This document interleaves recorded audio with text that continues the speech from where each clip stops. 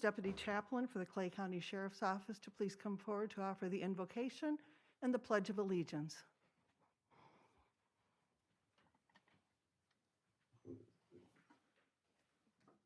Amen. Let us bow our heads. Our Father and our God, we just thank you for this day, oh God. Father, we thank you for what you're doing in each and every one of our lives, God. Father, we ask that you look over our children today, God, and just keep them safe, God. Father, protect their hearts and their minds, God. Father, I ask, God, today, God, as decisions are being made, God, let the hearts of the people and the hearts of the board, let them galvanize together, God, so that the proper decisions can be made. Father, we love you. We thank you. We appreciate all that you do. In Jesus' name I pray. Amen. I pledge of allegiance to the flag of the United States of America and to the republic for which it stands, one nation, under God, indivisible, with liberty and justice for all. Amen. Thank you. Chaplain Williams, thank you, and our sincerest condolences to the family and colleagues of Deputy Siegel. Thank you. We know you have to go now, and we appreciate you being here. Thank you so much. Calling the school board meeting for September 2nd to order. Welcome, citizens of Clay County. I want to take this opportunity to thank you for taking the time out of your busy schedule to attend tonight's school board meeting. This meeting is our opportunity as your elected representatives to collaborate openly and make decisions that will decide the future direction of our public schools and the education of our children here in Clay County. If you wish to address the board on an agenda item, there will be an opportunity to speak for 3 minutes.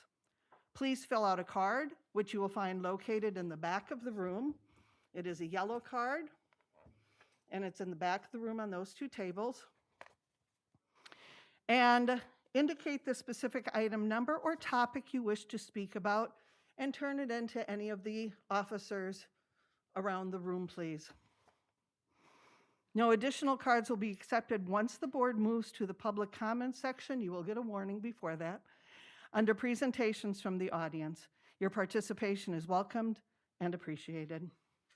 We're going to start this evening with Chief Wagner, who will be doing a presentation on the Florida Safe School Assessment findings.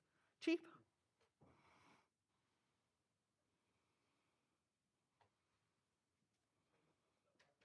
That's quite all right. That's quite all right. While he is getting his information, let me tell you that there is no school showcase tonight. We were just discussing this earlier, and we sure can't wait till we have more students here to show us all of the singing and the dancing and the playing and the fun that they present at school. And we hope that that happens soon. So thank you, Chief Wagner.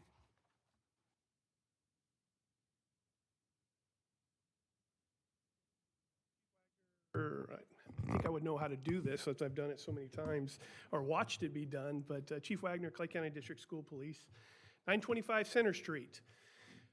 Just a little bit of background statutorily, in accordance with Florida's chapter 1006.1493, the district must complete a safe school assessment each and every year.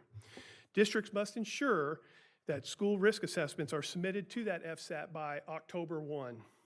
Each school district must report to the Department of Education, Office of Safe School, by October 15th that all public schools within the district, that includes charter schools, have completed each of their security risk assessments. Each school safety specialist, being Mr. Mills, must report school risk assessment findings to the school board for action and to the Office of Safe School within 30 days of that, and that's by November 1. As you can see, we're way ahead of schedule.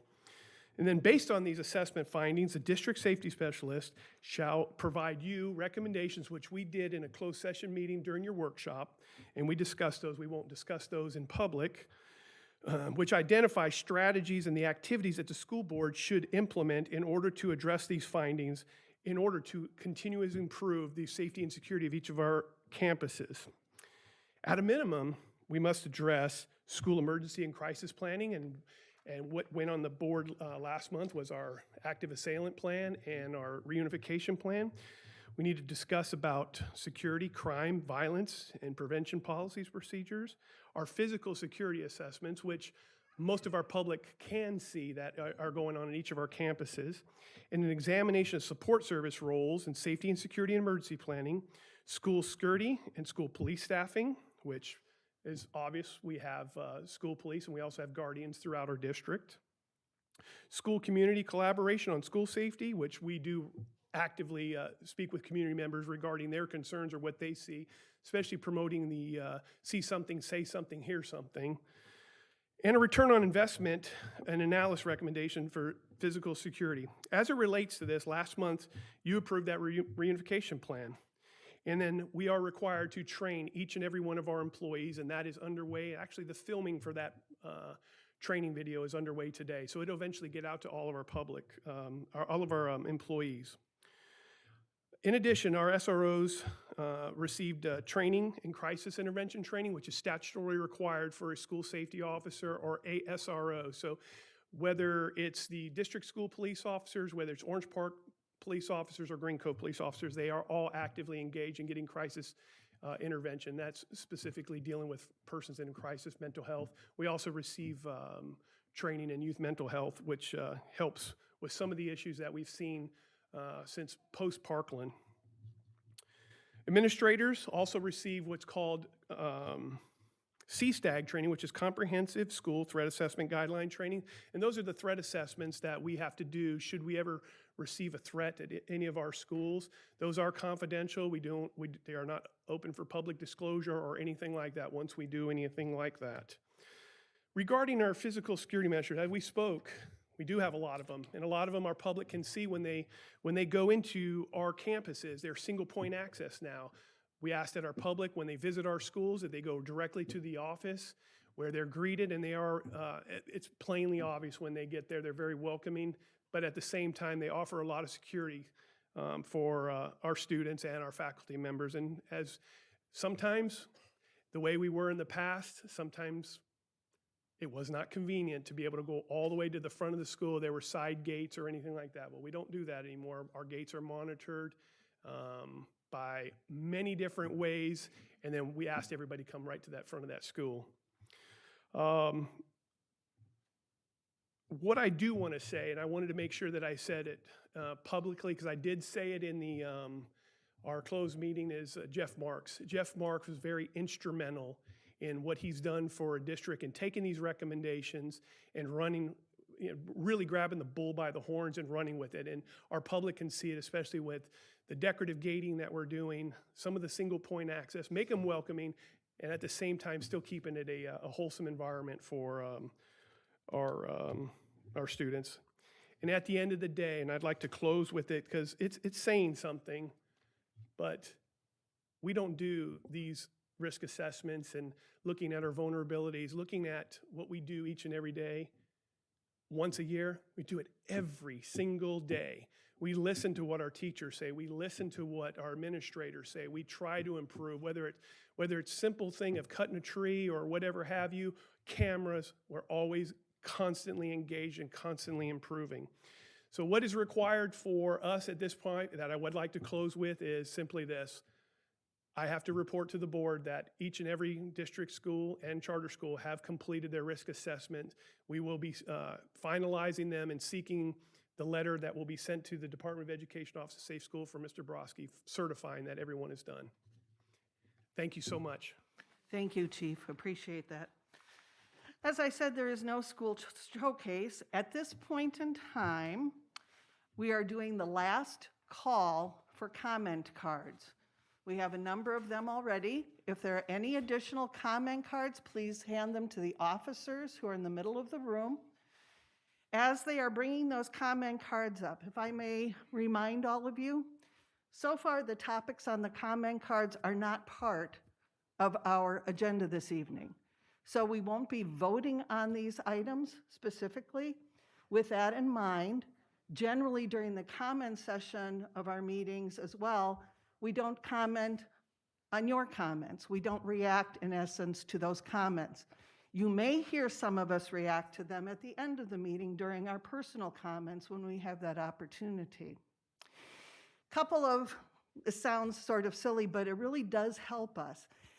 When you approve of something that someone is saying, if you want to applaud, we ask that you not use your hands to make the noise. If you use the American Sign Language form of applause, it's amazing how much we can see.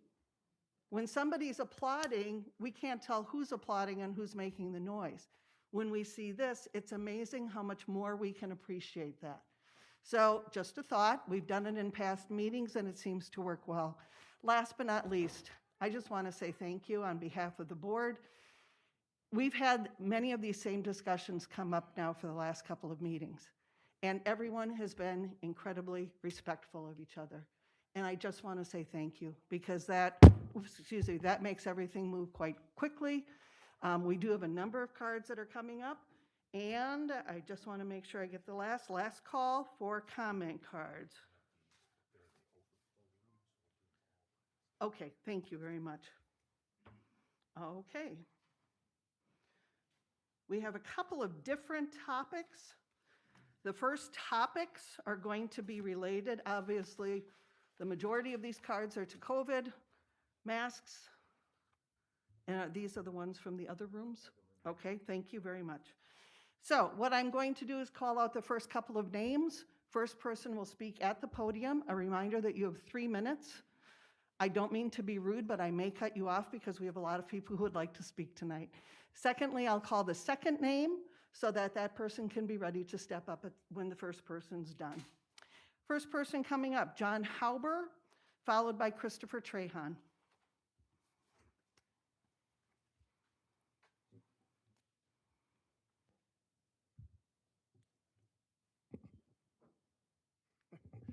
John Hauber. I live at 661 Claire Lane and Orange Park, Florida. Many of you I've actually gone to school with, or I have been educated by. And so this is very awkward for me to be up here in the first place. You are educators for the people, and we're elected by the people of this county. It is, in this case, you work for the people of the county. You don't work for a union. You actually hired the union to work for you. So in that reason, in that aspect, I support not having a mask mandate, because it does not only affect our children, but it affects the development of our children as well. In many cases, it affects them psychologically or developmentally by not being able to socialize appropriately. That is part of the human growth development process. In addition to that, it also has a factor of when they're in classes, they're not simply focused on what they need to be focused on. They're playing with their masks. They're itching their face because they're not supposed to be, maskless. So by itching your face and all these type of things, it becomes these students' lack of understanding of what's going on with them in terms of the education process. So they lose their attention span very quickly by having these masks. They're pulling it down, they're fidgeting with it. Recently Duval County passed a mask mandate that required them to either wear it or get suspended. That's foolish. One of the GEMA's pediatric studies shows that CO2 levels in children can relate to hypercapnia, and that they should not be wearing masks.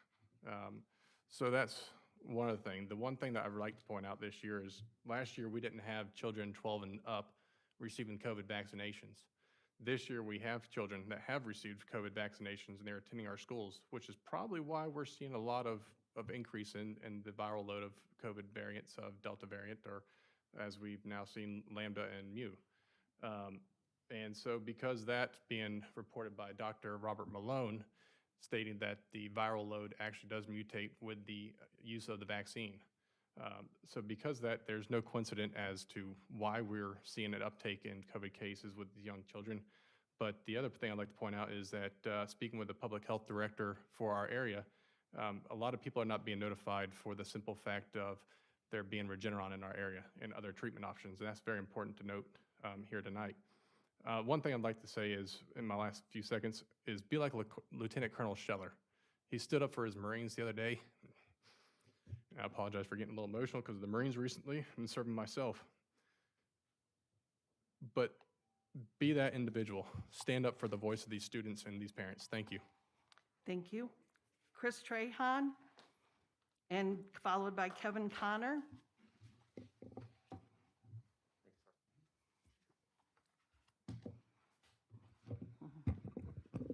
All right, good evening. Christopher Trahan, my address is already on file. Last month I spoke to you and I actually questioned the executive order that was prohibiting the mask, the legality of it. And that was upheld recently in the court where the Judge Cooper, who presided over the lawsuit, quote, said, "It is without legal merit." Okay, it has no authority.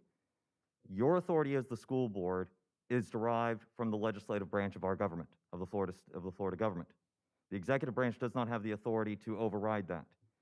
It is also within your legal right to create, and responsibility, to create a safe environment for every single person that steps onto school property. It is not unreasonable to ensure and to enforce a mandate that protects and slows the spread of an airborne virus. It's common sense. Our individual rights do have limits. I do not have the right to endanger another person. That is where the line is. The minute that my actions endanger another person, I have stepped beyond the shield of my individual rights. Going into my classroom without a mask endangers every single one of my colleagues and every single one of my students.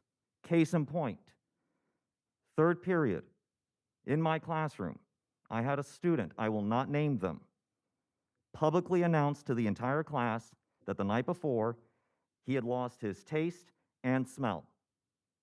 He had been to 2 periods prior to mine.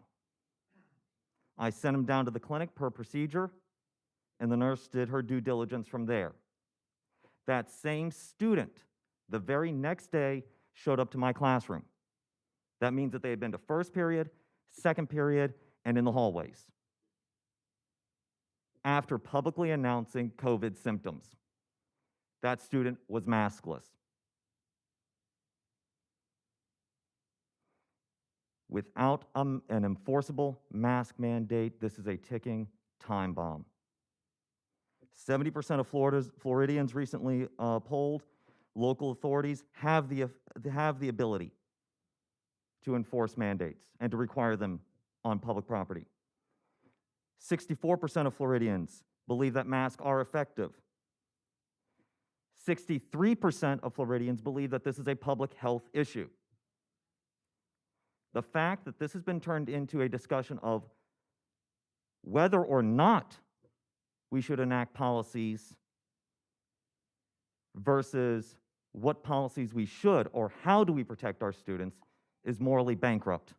Thank you. Kevin Connor, followed by Pamela Henry.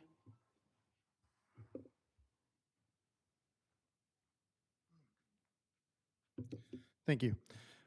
When the pandemic started last year, that original variant, we now know the R factor, that is how many people the average person can affect. We do know from that variant that it was somewhere between 1 and 2.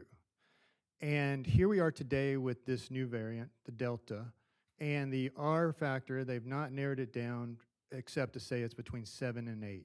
So 4 to 8 times more transmissible than the original variant. So that is a big reason why we're seeing these spikes right now, not to mention failed policy, in my opinion. It's more deadly. We see just today in the news that in Duval, 2 babies died from Delta. We've seen local law enforcement, moms, dads. It seems it doesn't discriminate. What we haven't seen is, a lot in the news is, medical professionals, doctors, nurses, infectious disease experts. Are they dying? No. Why? Do they know something that we don't know? Do they wear their masks all the time? It's a rhetorical question. It's because they're the experts. They've invested their lives in public health. All of our opinions here are not equal. My opinion holds no water to an infectious disease expert.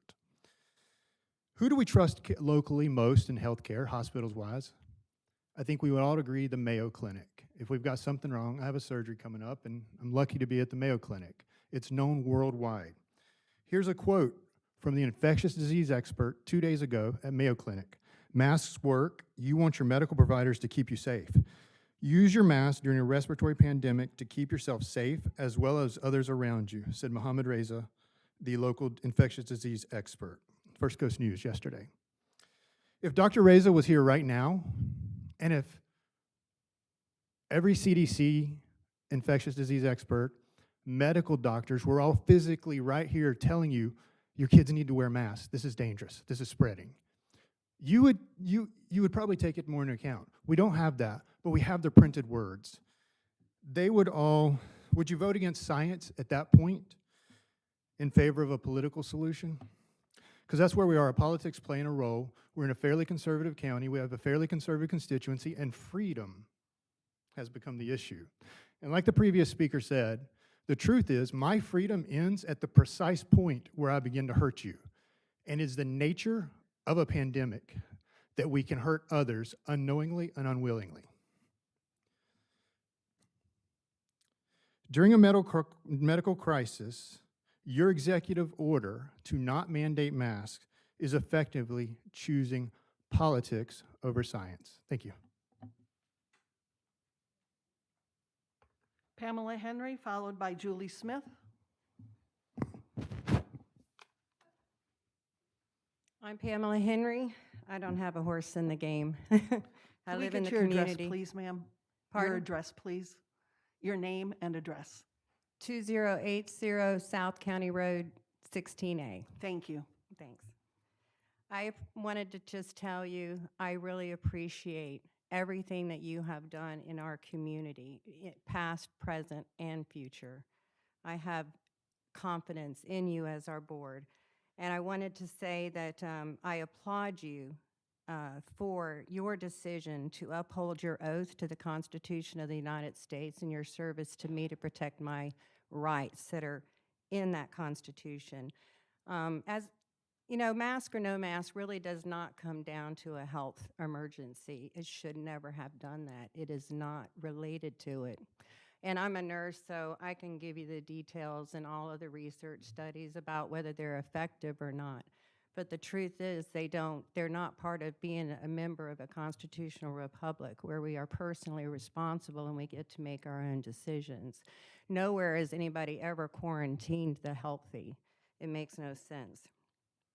I want to say that I'm proud to know that you followed the state law that protects our parental rights, that you followed the leadership and the order of our governor, and that you remained lawful in your decisions.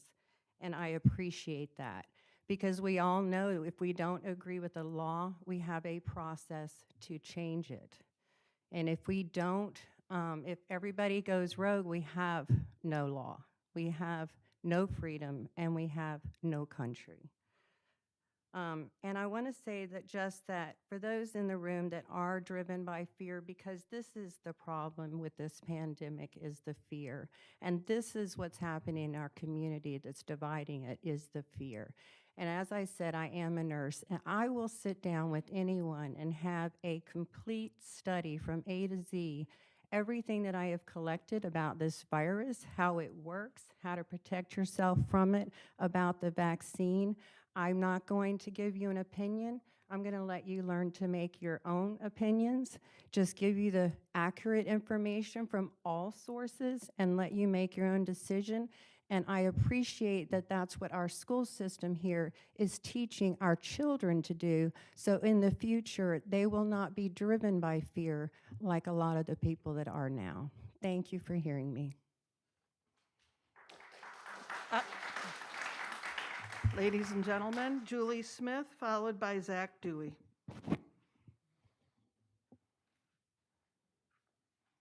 Hello, my name is Julie Smith. I learned last time that we don't have to give our address. We can just say it's on file if you're an employee. I know that Yes. some people did that.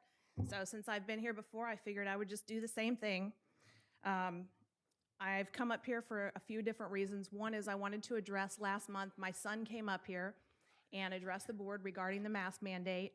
I think that some people incorrectly assume that he is a high school student. He actually is not. He's a sophomore at the University of Central Florida. This was his first time coming up here and speaking, and I just want to say that I was appalled by the way that some people chose to treat him and the disrespect that he was shown while he was here. When a young person comes up here, especially for their first time and they're learning about government, or they're coming up here with a bunch of research that they've done, to be treated the way he did, I was very, very disappointed. I would hope that people would learn to treat each other with respect, regardless of our differing opinions on things. I could stand up here all day and quote, statistics I have in the past. Everyone else has done that. Some of them have quoted sources. Some just throw, figures out at you. Someone talked about an infectious disease expert. I can bring up an epidemiologist at University of South Florida, Dr. Edwin Michael. Also, again, I would think that he would qualify to speak on this subject. He said that his computer models are showing that by mid-September, we will have 90% herd immunity in the state of Florida through both vaccinations and people who have already caught the COVID and have built up antibodies. I would be happy to show you where I found that information in case you want to know the source of it. Everything I've said is quotable to and attributed to a reputable source. I just wanted to also mention I have a friend who is working in the school system who, for obvious reasons, can't come up here and talk about some things herself. Some of the things that she told me regarding mask wearing at school is that all of the kids in the school she works at like to take the mask and put them in their mouths and suck on them. They wear them into the bathrooms. When they come out of the bathrooms, they don't wash their hands, and then they put their hands all over their masks. They pick them up off the floor, out of their backpack. They wear the same mask sometimes for months on end. So as you know, that the germs and everything else that are on these masks can be detrimental to kids of that age. Probably, in my opinion, I'm not going to quote a source on this, but more detrimental than their chances of catching COVID at this point. Especially with the infection rate actually going up, but hospitalizations going down. I guess that's all I have today, and I hope that I won't have to come again next month and see you all, but who knows? Thank you. Zach Dewey, followed by Zoe Drury.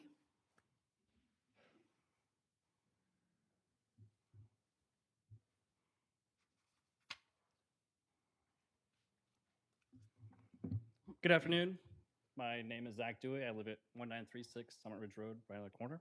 This is my first board meeting with you all, and so far I've been pleasantly surprised, impressed. I'm not going to waste your time and talk about anything that's not on the agenda, because that's not why you guys are here.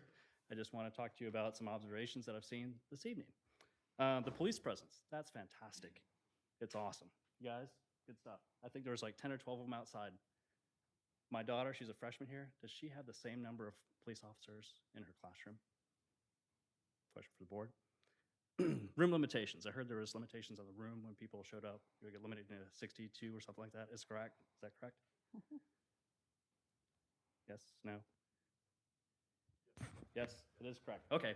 So is that limitation the same in the cafeteria during lunch hour? I'm not sure. My daughter says it's very full in the cafeteria at lunch hour. You came up and wiped the podium before I spoke. My daughter, before she sits down in a seat in a classroom, is her seat cleaned by someone else. When she goes to the bathroom, when she touches doorknobs, when she comes in and out of the building, does that happen? I don't know. I don't think so. Social distancing. You've asked us all to social distance. Some of us have, some of us haven't. Does that happen in the classrooms? Just questions I'm throwing out there. All I'd like to say is I would like my child to be afforded the same accommodations that all of us have been afforded this evening. That's all I got. Any questions for me? Look forward to working with you guys in the future.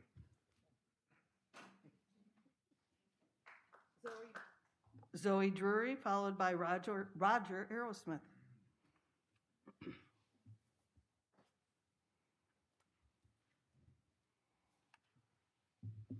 My name is Zoe Drury, and my address is on file. I am against the mask mandate, and I am for parent choice. It was my right to vote for who sits in front of me, and it is my right to choose what is best for my 2 children. I guess while I have that freedom for now. Thank you. Roger Aerosmith, followed by Wendy Owens.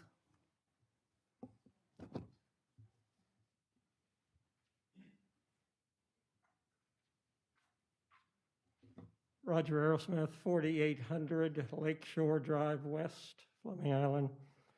And I also want to echo what somebody else said, that you guys do a great job. And I've been working with the board for 31 years now, and you know that none of you were there when that started, but you've done a great job, and I'm very proud of the Clay County school system, and it's been good to us. Hopefully, we've been good to it.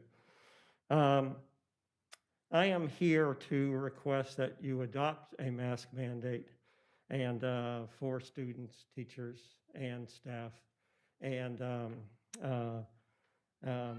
indoors, as well as when social distancing cannot be accomplished outside, such as at pickup time for kids when the line is there and there's folks all over and no mask to be seen on most people. And yes, I do also understand what was said earlier, that you can't vote on this, that it would have to be at a later meeting and or a special meeting, whichever y'all would decide. I did pick up on what somebody said, that your job, one of your jobs, is to provide a safe environment for all students. And when we don't have masks on some of the kids, then we don't have a safe environment for everybody. And I know that's a tough thing for y'all, but I do appreciate what you're going through. And if we get to the quarantining, which is going to happen, and with students, they are going to be missing out on the in-school experience that we all want for our kids, and that through no fault of their own. And that's just unfortunate for everybody concerned.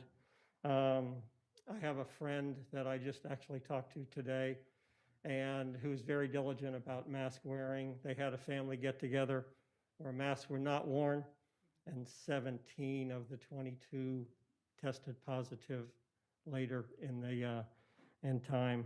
So the masks do appear to work in that case. And I know we used to think the kids weren't susceptible or as susceptible when all this started. I think that was before the variant, but as evidenced by some of the statistics that people were citing about things in Jacksonville with kids now, we know that's not the case.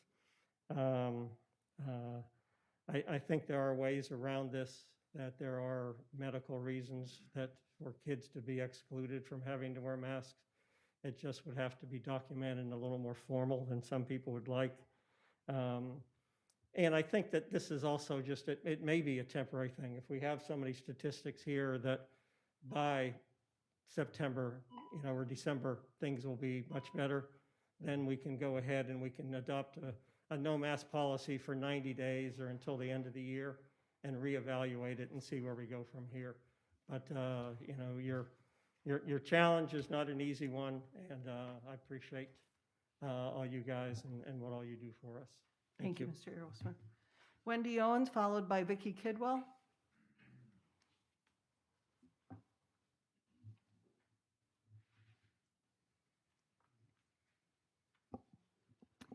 High School Board, Wendy Owens, 6182 South Creek Road, Fleming Island. You all know me. I email you weekly. I'm passionate about this. We lost my aunt last year from COVID. Do you want to know why we lost her from COVID? She was in physical therapy, and the person who was assisting her did not think it was important to wear a mask. Her tongue was swollen. She was put on a feeding tube. She did not make it. If she were here today, she would beg for somebody to speak for her. That was before, obviously, there were vaccines. So it's near and dear to my heart. So my family has had tragedy due to COVID. So maybe we're a little more receptive towards it. Maybe we're a little more passionate about it. My son's in second grade at Patterson. His day consists of, some of them say, oh, they don't wear masks. My son wears a mask. My son knows what it means to wear a mask and to protect others. He's in second grade. Let's give our kids a little bit of credit. I mean, my son does it. He goes in, he takes a Clorox wipe, he wipes his desk down every day. He wears his mask The only time he takes his mask off is at lunch. He lowers his mask, he eats, he pulls it back up. Kids can do it. There may be kids who can't. There are kids who can and will. And he won't snack in class because he's too close to his neighbor. He doesn't feel safe. He doesn't snack again, 2nd grade. So my fear right now is contact tracing. There's none. The health department is not calling parents. The teachers are doing the best that they can, and they're rock stars. The nurses, rock stars. Their hands are tied. 6 kids were out the 2nd week of school in my son's class. 2 of them tested positive for COVID. No phone calls to any parent in that class. Nobody was made aware of it. So my son, when he goes to lunch, lowers his mask to eat. He's been exposed. Just say he's been exposed. He doesn't know. I don't know. I take his temperature every morning before he goes to school. Ask him the question, do you have a headache? Do you have a sore throat? No. He sneezes. Little Susie next to him, droplets get on her. She takes it home. And her grandmother gets it, doesn't make it. That's going to rest with me. I didn't know. I didn't know he was exposed at school. Nobody called to tell me he was exposed at school. My son goes, I have to live with that. Nobody else does. The health department doesn't. You guys don't have to. Nobody does but me. So what I'm asking is, I know that this is a hard job. I know this is a thankless job, and I thank you. But if you don't want to mandate masks, and I know it's a tough job, we need to do better about contact tracing because parents are not getting notified. And how do you expect this not to spread if we don't know? So everybody talks about parent freedom. Parent freedom is making a choice whether or not we're sending our kids to school to expose everybody else in that classroom, our teachers, our school bus drivers. We need a little help as parents here. Thank you. Thank you. Vicki Kidwell, followed by Dr. Brandon Frick.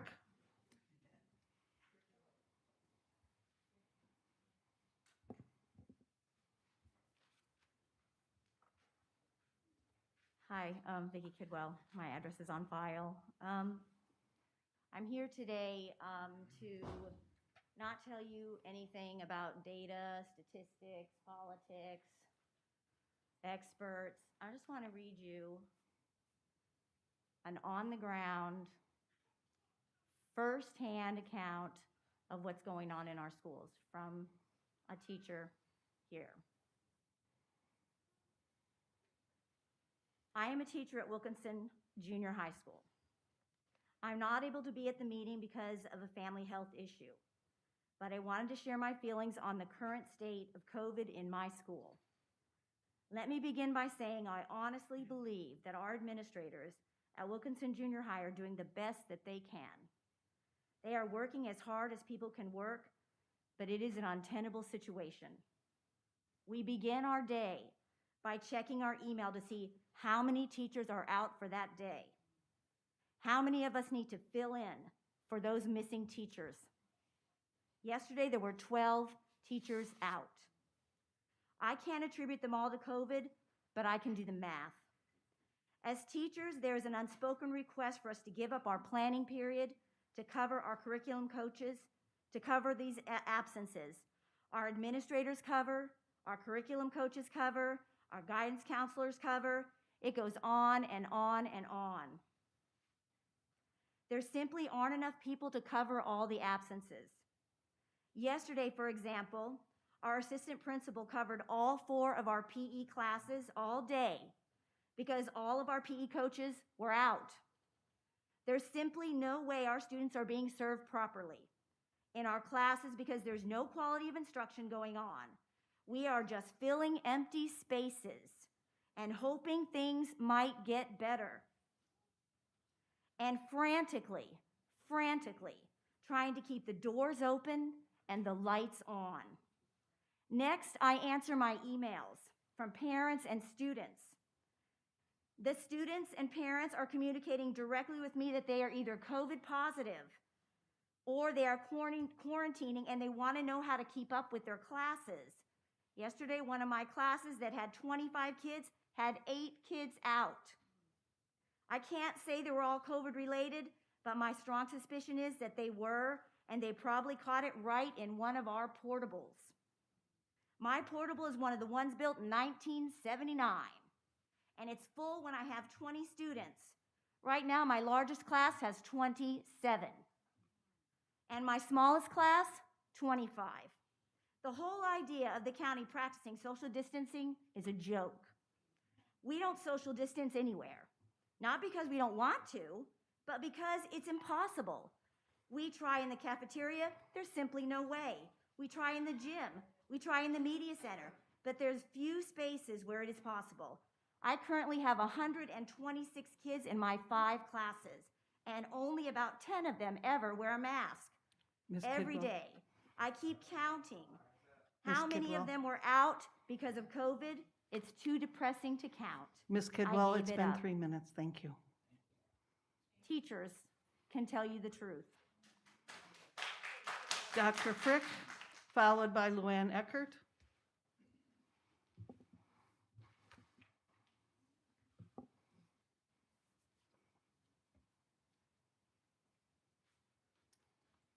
Reverend Dr. Brandon Frick, 983 Drakewood Drive in Orange Park. The Delta variant has cast a dark shadow on what should have been a bright start to our school year. On Tuesday, Wolfson reported that they had 17 children with COVID-19, 4 of whom were in the ICU. And yesterday, we found out that 2 of those patients, young children, have died. Here in Clay County, our health department reported just last week that 1 out of every 5 new cases were pediatric cases. The first wave of COVID largely spared our children, but the fact is that the Delta variant is not. As a parent of 2 young children with asthma in Clay County schools, and as a pastor who cares about every single child in this community, I find those numbers representing children sick, children critical, and children dying tragic and terrifying. And I hope you do too. This is an emergency. I urge you to address it by instating a mask mandate and strict social distancing guidelines in our schools. These are measures that this very day around our country are being put in place to protect students, not to mention the adults that care for them, and the numbers show us they are working. Fewer infected children means fewer hospitalizations, fewer kids in ICUs, fewer kids with long-haul COVID system for the next 6 months, 6 years, or 6 decades into the future. It also means fewer pediatric deaths as well. I understand that the measures I am speaking about here have become a part of a larger controversy in this country as to what it means to live free and live well. But the truth of it is this: you cannot live free and well if you cannot draw breath. So I implore you, as a school board, as a stewards of the children and teachers in this county, to instate the mask mandate and social distancing. Then we can have that discussion, that larger discussion swirling around us, but after we protect those who need our help. Surely the lives of my children and all the children of Clay County are worth 6 feet of space and 1 simple piece of fabric. Thank you. Luann Eckert, followed by Travis Christensen.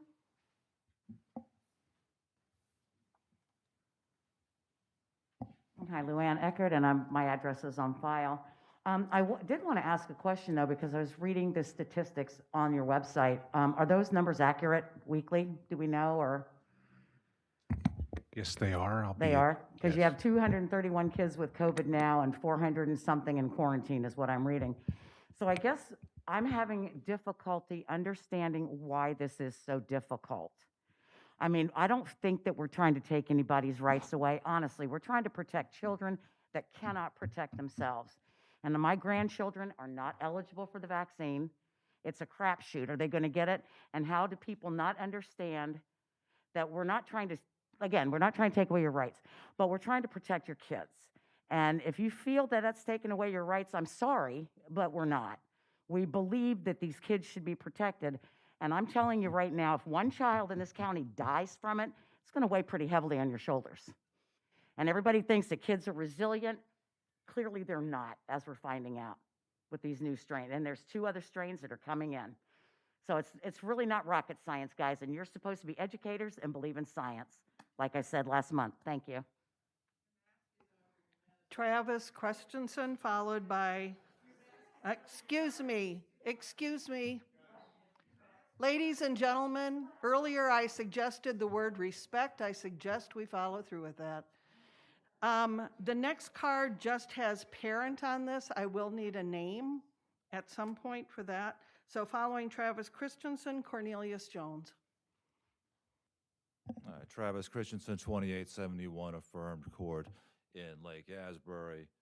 I'm going to start off like I am against mask mandates. And I've heard everyone talk tonight. I have to respect what they had to say. It's very persuasive arguments. And of course, they're persuasive because you take both things into account. Because the thing is, in this pandemic, we're really all in it together, whether we like it or not. The thing is, there's 2 different versions of what's the way forward. My way forward, what I prefer is I believe that the cost of many of the things that have been done over the last year and a half of COVID have been more destructive than the disease itself. I mean, maybe other people disagree with that. While where I've seen like the other side of that, people, I believe almost it's like COVID's almost gotten into their heads, where they think that the new normal is normal.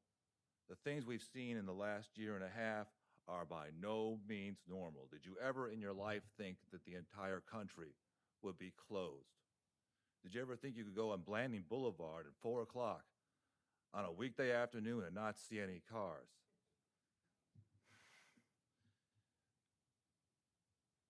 Now, I want to thank you because I've read through your policy, the stuff you're doing in the schools. Now, I'm not there myself. I don't have any kids in the schools. My grandson is headed that way before all that long. I think people are seeing that no mask means no precautions at all. It seems to me like you're taking an awful lot of precautions. The gentleman earlier was talking about, our surface is clean before my daughter.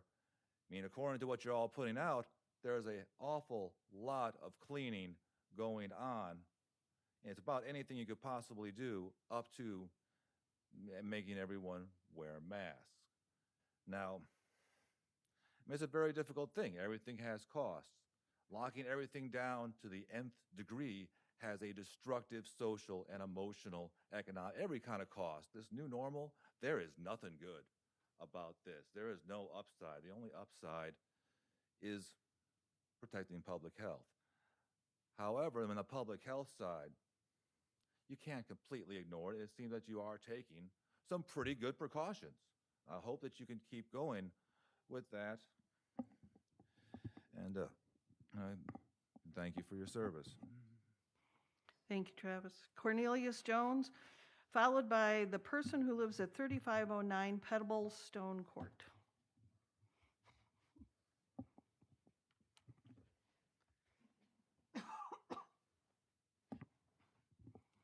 Good evening. You all have heard some very compelling positions tonight, and rightfully so.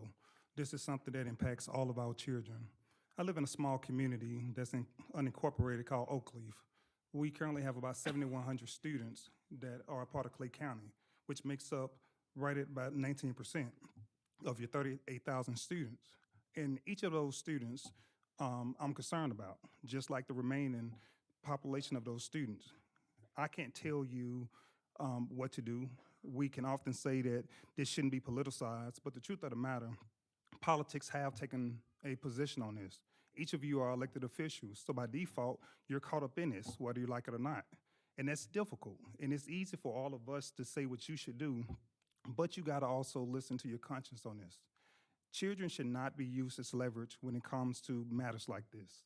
We know that people are dying, whether you have been vaccinated or not. I've been fully vaccinated. I came in with my mask on, I took my mask off, but that's a choice. And each parent who talks about the right of their children being taken away, that's also a choice. If you don't want your kids to run the risk of being wearing a mask, if the mask mandate goes forward, then there's other alternatives to consider. Now, I'm not trying to be a jerk about this or anything, because I understand that we all are concerned, but I also disagree with the idea that we have to be on opposite ends of the spectrum. Also, as an individual who works in the field of psychology, someone who's a member of the American Psychological Association, the American Counseling Association, I heard a gentleman earlier speak about the decline of cognitive skills with kids from wearing masks. There's no evidence to support that. I haven't saw anything that suggests the kids that their cognitive skills are being decreased. Now, I know that we are quite early with this, so a lot of times it takes more evidence-based research to come forward. But collectively, the APA isn't saying, oh, well, if your kid wear a mask, they are going to end up with a diminished set of thoughts. So I just want to leave you guys with that. But I thank you for your service, what you're doing, as well as for everybody here tonight.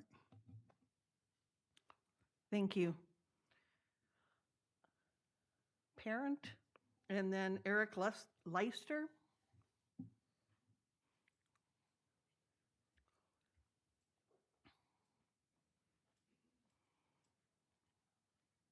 Good evening. My name is Mara Fuentes. I live at 3509 Pebblestone Court in Orange Park. My main concern was that the children that had been exposed, first of all, they are not being contact traced. I have heard from people that actually work in the school system that they have to keep every single case of exposure quiet so that they don't cause any sort of alarm. Those kids that are exposed, they are not being contacted by the health department if they are being tested. If the kid that was had COVID was tested at home, they're only being contacted if they are tested in a lab. That's one thing. So the numbers that you have seen, they might not be the right numbers, because many kids are being tested at home. So those kids that are being exposed, they can come back to school after 7 days without symptoms. But the actual incubation period of the virus is an average of 11 days. So basically, those kids that are coming back to school after 7 days showing no symptoms, they can still be carrying the virus without showing symptoms. So it is important for us to have some sort of prevention for other students that are in a classroom that will be in contact with the kids that are exposed. So having a mask mandate, or at least having those kids that are being exposed wear masks when they come back to school, is a good idea. So I came here wearing a shield and a mask for protection. Many studies before COVID, they supported the use of a mask and a shield for protection. The use of a mask by itself, a cloth mask, was meant to prevent others from getting sick. So there has been a lot of misinformation saying that the masks don't work, but there have been plenty of studies proving that mask works. Also, they have mentioned that the CO2 levels come down when you use a mask. That has been debunked. That has been over and over. They have studied that, and no one has come out with proving that as right. They mentioned also that the kids' CO2 levels will reduce when they were wearing a mask. At the end of that study, they actually said that the levels of anxiety of the kids, they could have been a contributor for that reason. So every time you quote a study, you read in the end, whatever the biases and anything that could have caused those results to have come out the way they were. So please think on the misinformation that everybody has to go through in order to make a decision, and also the political aspects of the against mask mandates. Thank you. Eric Leister, followed by Chad Weeks.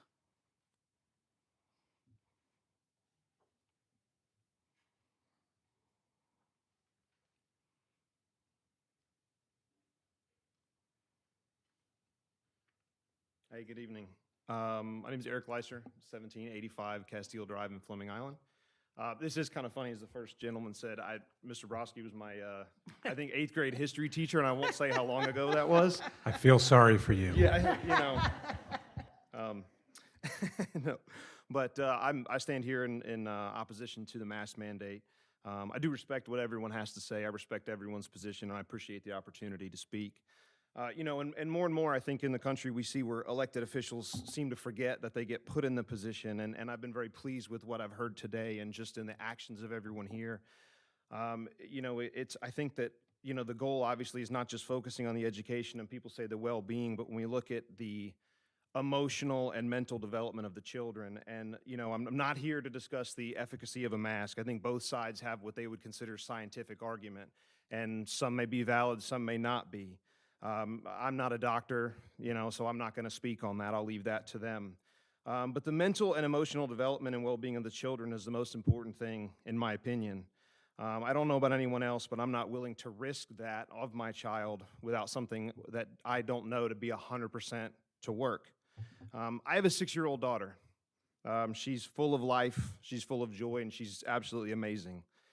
She's a daddy's girl through and through. And from the time she was 3 years old, if I ever had to speak to her sternly, which we have to do, right? Her biggest fear was that Daddy was mad at her. And she would ask me, "Dad, are you mad at me?" And I would tell her, "No, baby, I'm not mad at you, I'm not mad at you." And the only time she understood it was when I got down to her level and I said, "Look at my face. Do I look mad at you?" And I'd smile and she'd say, "No, Daddy," and she'd give me a hug. And the reason it took that is because children up to the age of 8 rely extremely heavily on facial expression to determine the emotion of the person they're interacting with. I actually do have studies that have shown up to 70% of the time they cannot determine the emotional state and position of the person they're interacting with without seeing their face. So if we are covering them, they are not going to be able to read and understand the emotion of students they interact with and the teachers. They say that percentage goes up as the children get older, but the reality is if they're testing a 10-year-old right now, that 10-year-old did not grow up in a world with masks. They grew up without one. They developed without it. I'm curious to see what the 3-year-olds of today look like 7 years from now. I also had a conversation this morning with several nurses at Wolfson's downtown. I thought it was important to actually speak to someone, as we say, boots on the ground. As of today, they have 4 beds reserved for COVID patients not in use. Last year, they had 12 reserved. On the other hand, in the mental health ward, they've had to double the amount of capacity to 24 beds from 11, and mental health issues in children are up 300%. I know in certain cultures around the world, I know my time's up, I apologize, they do pretend that covering a face is for modesty, but it's actually been proven that it's the easiest way to control someone, to break their spirit, and to remove their sense of individuality. And I, for one, will not allow fear to rule my child's sense of well-being and personality. Thank you very much. Thank you, Mr. Leister. Chad Weeks, followed by Evelyn Nickel. Evelyn, I'll wait till you come up to the mic. Chad? Chad Weeks, my address is on file. I don't want to take too much time. There's been a lot of good discussion here. Really, just wanted to bring my concerns as a parent of 3 students in the Clay County school system, and just to let my voice be heard that I'm not for a mask mandate being reinstated in Clay County. And there's a large contingency of parents that are mobilizing to let you guys know that will be engaged this year, and we'll be paying close attention to this issue. We talked about tonight, I've heard a lot of people talking about your responsibility, and it is a huge responsibility. I do understand that. It's a difficult position that you guys are put in, and I don't envy you or your position. But the facts remain, people were talking about your responsibility of safety. That, to a degree, is an illusion. Where were a lot of these measures that are being done for influenza 2 years ago? Which influenza, I guess, has gone extinct. Nobody tracks the data for it anymore. Nobody's worried about seasonal flu. Nobody's pushing flu shots in the schools like they were before. We hear nothing about it. And so there's There's no safety measures. Nobody was concerned about safety for that before, but now all of a sudden, because of the politicized nature of this virus, politicized on both sides, I would admit, these things are happening. And look at the CDC's website. Look at their data. Their data shows that high school students at Clay High and all the other high schools have a higher risk of dying in a car crash on the way to school than of this virus that is over 99%. Thank you for holding your applause. That has over a 99% survival rate for adults. And it's astronomically more for children, for minors. That's what we're seeing. That's anecdotal evidence from my own experience. That's data, not just emotion, not just anecdote. That is the data that we are seeing shows these students are not at risk. We are concerned about child safety, about the safety of the students. If that is true, then we wouldn't be doing this. This wouldn't be happening, and we would have already had measures in place for all the other viruses that were out there before this. But now it's different. And so I want to urge you to do the right thing for the children. You say it's about the children, not about the adults who have had the opportunity to be vaccinated, who can still continue to wear masks if they would like to, or face shields or whatever to make themselves feel comfortable. But listen, it should be about the parents' right to choose. The parents' right to choose. That's it. Thank you. Evelyn Nickel, followed by Corey Pommel. Evelyn? Evelyn, I'm going to assume that you're a student. If you would share your name, please do not share your address with us. Thank you. And pull that microphone down if you need to, so that we're able to hear you. Thank you, Evelyn. Hello, my name is Evelyn Nickel. I'm in 7th grade in junior high. My address is on file. Thank but you. I am in here in support of mandating masks. For the past year and a half, 2 million or more have died worldwide from COVID-19. It's time to stop thinking as I or me. Let's think as us. Protect our community. Wearing a mask could save a life, so why haven't we been saving our community? We've had the opportunity for so long, yet we choose and still choose not to wear a simple piece of cloth over our faces. The mandate can be made. Protect others, not just yourself. Thank you for letting me speak today, and I hope I and others can convince you to put this mandate in place so I and others can be safe. Thank you. Goodbye. Thank you, Evelyn. Corey Pommel, followed by Summer Grace.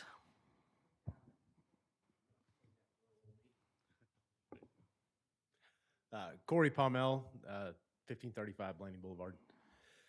I really hadn't planned on coming to this thing tonight. Damn sure didn't plan on speaking. I'll give you a little backstory of what got me here. I was taking my daughter to school this morning at W.E. Cherry. And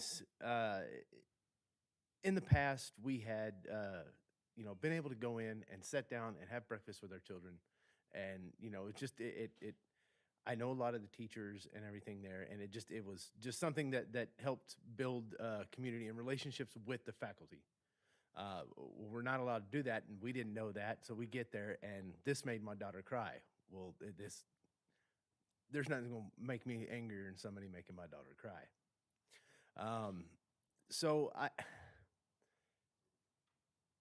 It just kind of felt like fate to come up here and see all this stuff and hear all this stuff with masks and everything. And I really try not to get involved in all this stuff, but I will, because my kids opt not to wear masks. I give them the choice whether or not they want to or don't want to, and they don't want to, because they understand that they're not able to learn while they have the mask on. My daughter is constantly fidgeting with it, gets stuck in her earrings.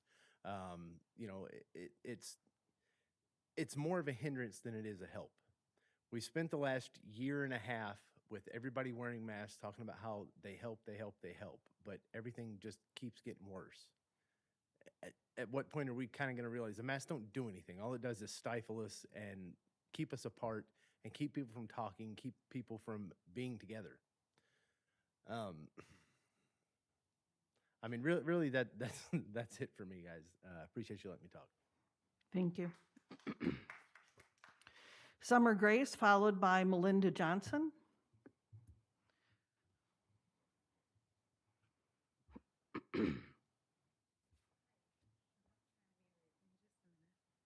Hi, my name is Summer Grace. I live in Clay County, and my address is on the paper there. I'm looking for something here. I strongly oppose the mask mandate. Just one moment. I know my time's going. I'm going to play something here for you.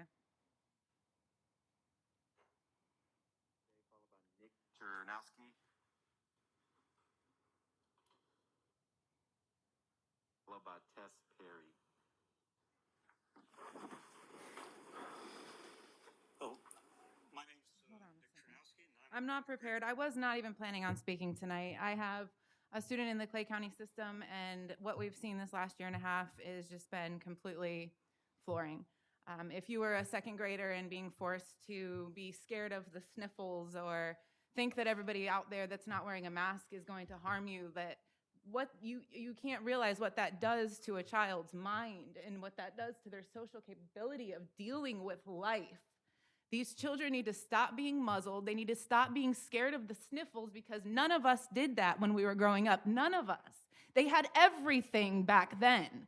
The flu kills more people than COVID, but the flu disappeared. We need to stop scaring our children. They're living in fear. A second grader cannot be scared of something unless a parent or a teacher makes them afraid of it. Your child only believes what you teach them as a teacher or as a parent, and that's why we strongly support this board in front of us. We thank you so much for everything you're doing. Please fight for our children. Please know that our ancestors want us to fight for our children. This needs to stop. No masks. Melinda Johnson, followed by Alexandra Pierre.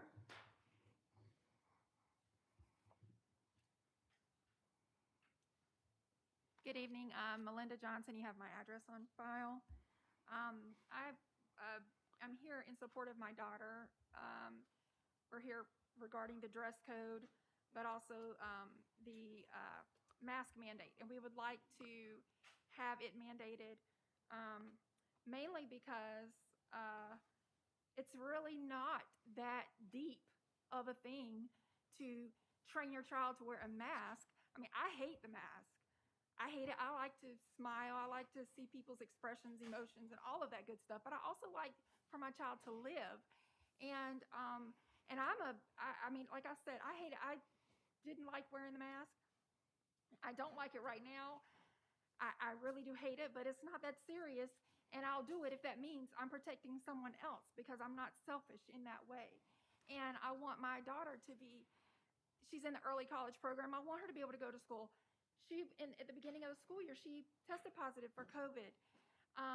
And she was devastated because she didn't get to start school with everyone else, and she was afraid that she was going to get behind in her classes, her early college classes.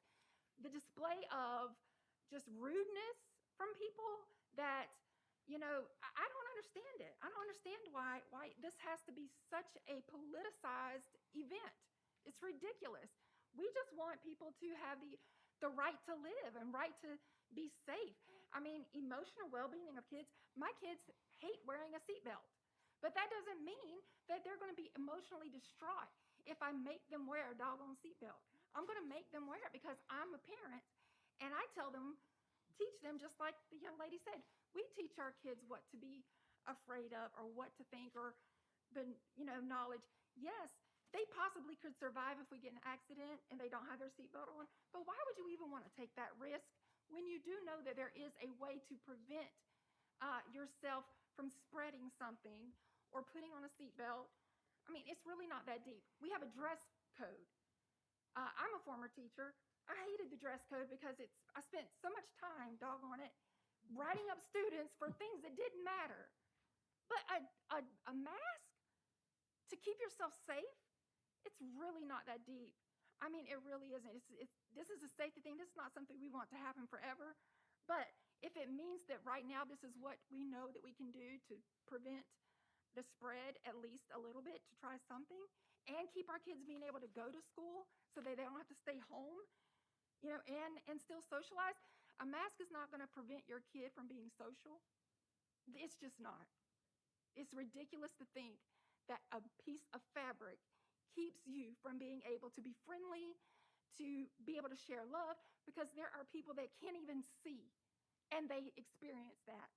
So to say that that is not going to help, come on, give me a break.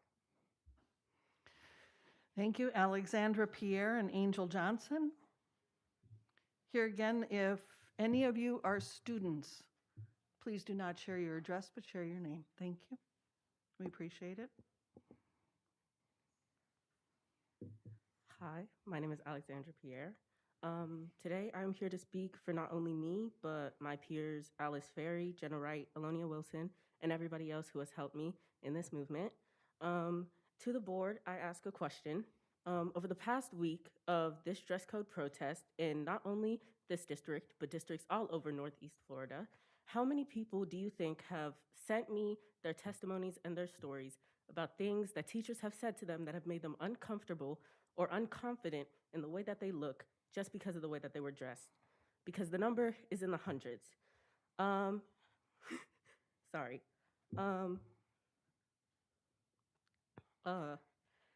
Over 70% of the dress codes given out in your schools have been given to females, and I don't even want to get into the amount of people and the percent of those 70% that are minorities and other things like that.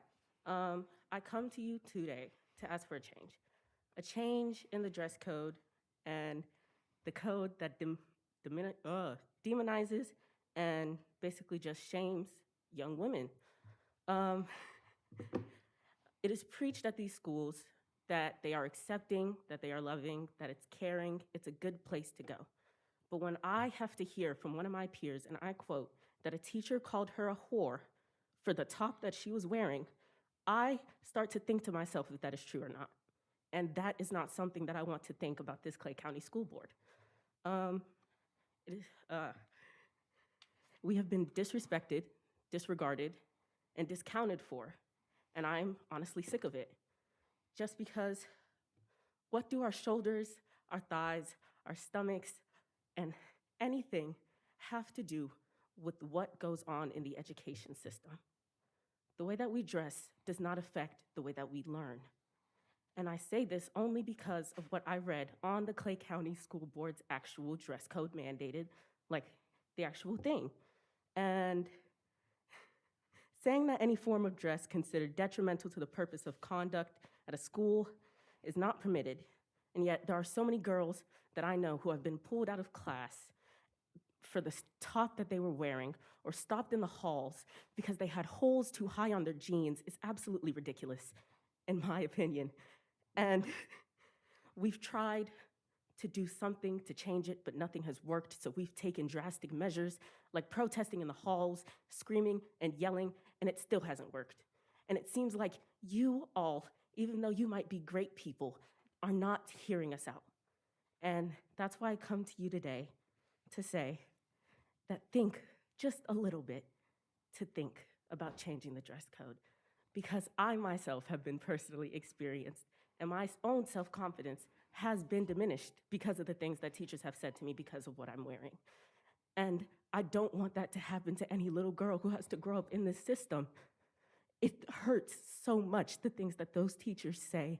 And I'm coming to you as a student who's had to deal with it for the past few years to please hear us out and change the code. Thank you. Angel Johnson, followed by Joseph John Cummings.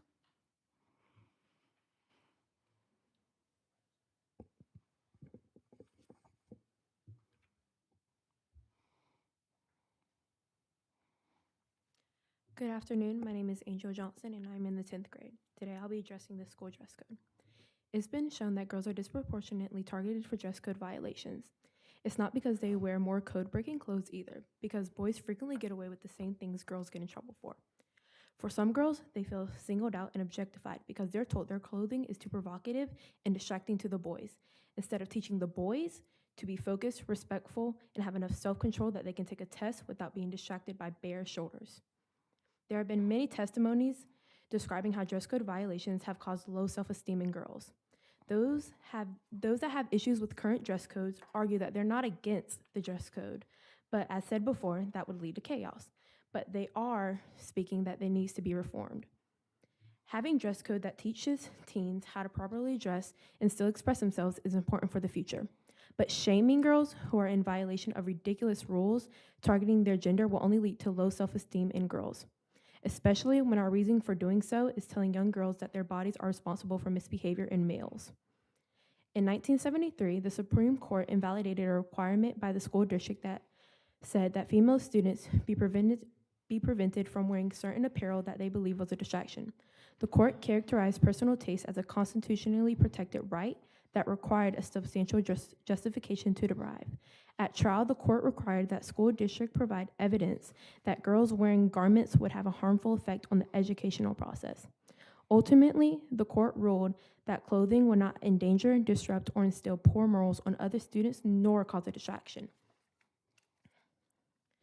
And let me remind you, if you as a board can dictate whether us students should or should not wear a mask in this deadly pandemic, then you have the power to make the female students more comfortable with themselves and in school by changing this code. Thus being said, please take in consideration for your students to change the dress code, because my education is more important than being pulled out of class for what I wear in a learning environment. Thank you. Have a nice night. Thank you. Joseph John Cummings, followed by Elizabeth Phelps, who is in one of the other rooms. If one of the officers could go and get her, thank you. Good evening, ladies and gentlemen. First and foremost, I would just like to address the fear-mongering that I heard from some of the citizens tonight. I would just like to say that the liberal narrative out here is my body, my choice. That applies to premeditatedly assassinating babies. But what about when it comes to masks? There's no my body, my choice. So in the words of our great governor, DeSantis, I would just like to say, don't vouch my Florida. Thank you. And secondly, I stand before some of the very same people that I voted for in last year's election. And I come in support of all the youth that I've been seeing recently all over social media protesting oppressive dress codes. And I'll just like to address that for a second and talk about how personally I feel that all dress codes goes against the First Amendment rights of freedom of speech, and furthermore, by extension, it goes against free expression. And also, dress codes perpetuates a culture of conformity instead of individuality, free individuality, free thinkers, and people that just want to live and be free. I just want to speak to the board right now, and I'm calling on the board members sooner or later to vote to abolish the dress code. See, these students want reform, but you see, I'm not for reform. I'm a patriot, and I'm for a revolution. Now, I believe it as Fred Hampton said it. Fred Hampton said that reform only, he said that reform only teaches slaves how to be better slaves. So, personally, I'm not for dress code reform. I'm for tearing down the whole damn system, to be honest. Just saying. So, thank you for hearing me out. And again, to all the fear mongers in the room, don't vouch my Florida. Elizabeth Phelps, followed by Babette Duke.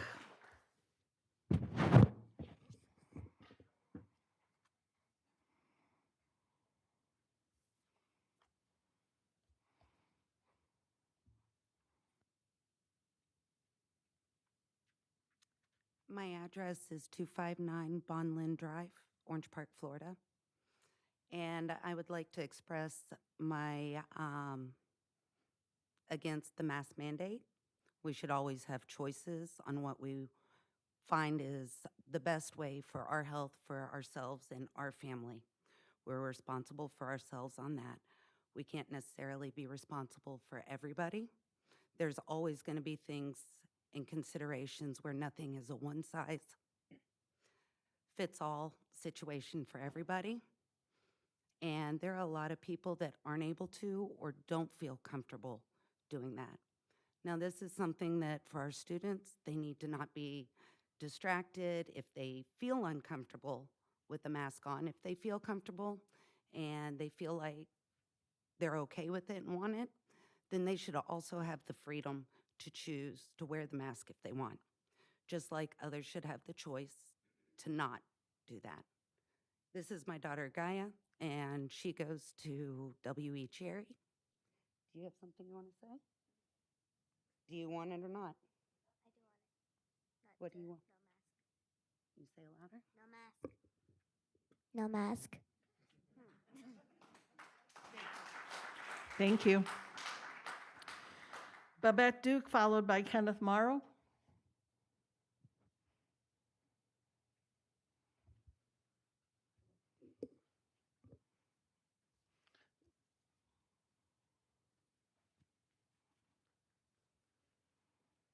Hi, my name's Babette Duke, and my address is on file. I came here tonight to talk to you again about the mask mandate. I know that it has certainly and unfortunately been extremely politicized, and yet that doesn't change the fact that this is an international health crisis. I know that the governor has made threats and made a law, and everyone is afraid of losing their funding. I do also know, and I just realized I left my notes in the other room, but I do also know there's a lot of counties that have implemented the mask mandate anyway. There's Miami-Dade, Broward, Alachua, Palm Beach County, and just recently Nassau County, one of our neighboring counties. There's many counties that are standing up to the governor's mandate. And I think that this board needs to consider what is actually happening with this virus. It's not the same virus that it was last year. Last year, there was one infected person would infect 4 people. This Delta variant is different. One person infects 8 infected person, now infects 8 people. So when you take all of these numbers into consideration and then you start to look around what's happening in our community, it's not just my community, it's not just yours, it's ours. And like someone pointed out, we are all in this together, whether we like it or not. What I do affects you, and what you do affects me. And so when you look around at this community and you start seeing schools in Jacksonville closing down because of the just widespread, rapid COVID, the Delta variant taking over their schools, then you know that it's a matter of time. I mean, it's happening. I don't know how many of you guys know it, but I happen to know that the JV football team at Green Cove Springs Junior High are all in quarantine. That's right here in our community. They're all in quarantine. So how many of your kids go to Green Cove Springs Junior High? Mine don't anymore. They go to the high school. But I also know that there's brothers and siblings of those players who go to Fleming Island High. So what happens then? You know, meanwhile, we're trying to do the social distancing, which isn't really happening in the schools, and we all know that. We're trying, you're trying, but how effective is it? So when those kids go into their schools and they're all very close to each other and coming in COVID positive, I mean, I know it's not an easy decision. I know that everybody has their own personal, but at the end of the day, when you start looking at what's happening at Wolfson, I mean, I'm not going to go into what everybody else has said, but thank you. I appreciate your time. Thank you. Thank you. Kenneth Morrow, followed by Dawn Jervis.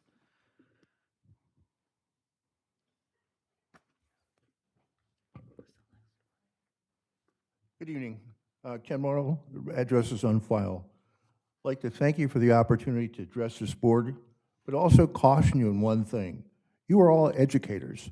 You're not physicians, you're not psychologists, you're not specialists in the medical field. The decision on this mask mandate does not belong with you. My suggestion is what you do is you cancel this meeting or at least postpone any decision you might make this evening until you have the same people I saw in Jacksonville on Monday evening who were physicians, who were specialists, who were people who understood this situation completely, who basically told me from their perspective that masks don't work, and in many cases, vaccines don't work. These were professionals. These were not educators. I appreciate what you're doing, and again, take that into consideration. If you look what happened in Jacksonville, you had an increase of 20 students in 2020 that had COVID-19. That increased to 589 students in 2021. There are 129,000 individuals in Jacksonville school systems. That increase from 20 to 21 was only 0.004%, but it triggered a mask mandate. That is not science. That is just strictly stupid from my perspective. Also, in looking at what's happening, you have basically 17 counties that have adopted mask mandates. Of that, you have 50 counties that have not adopted mask mandates. Clay County has a tendency to be one of its own kind and operate with its own intelligence and its own mindset. I suggest we do that same and continue that. And again, no mask mandate. Thank you. Thank you, Ken. Dawn Jervis, followed by Jasmine Barger.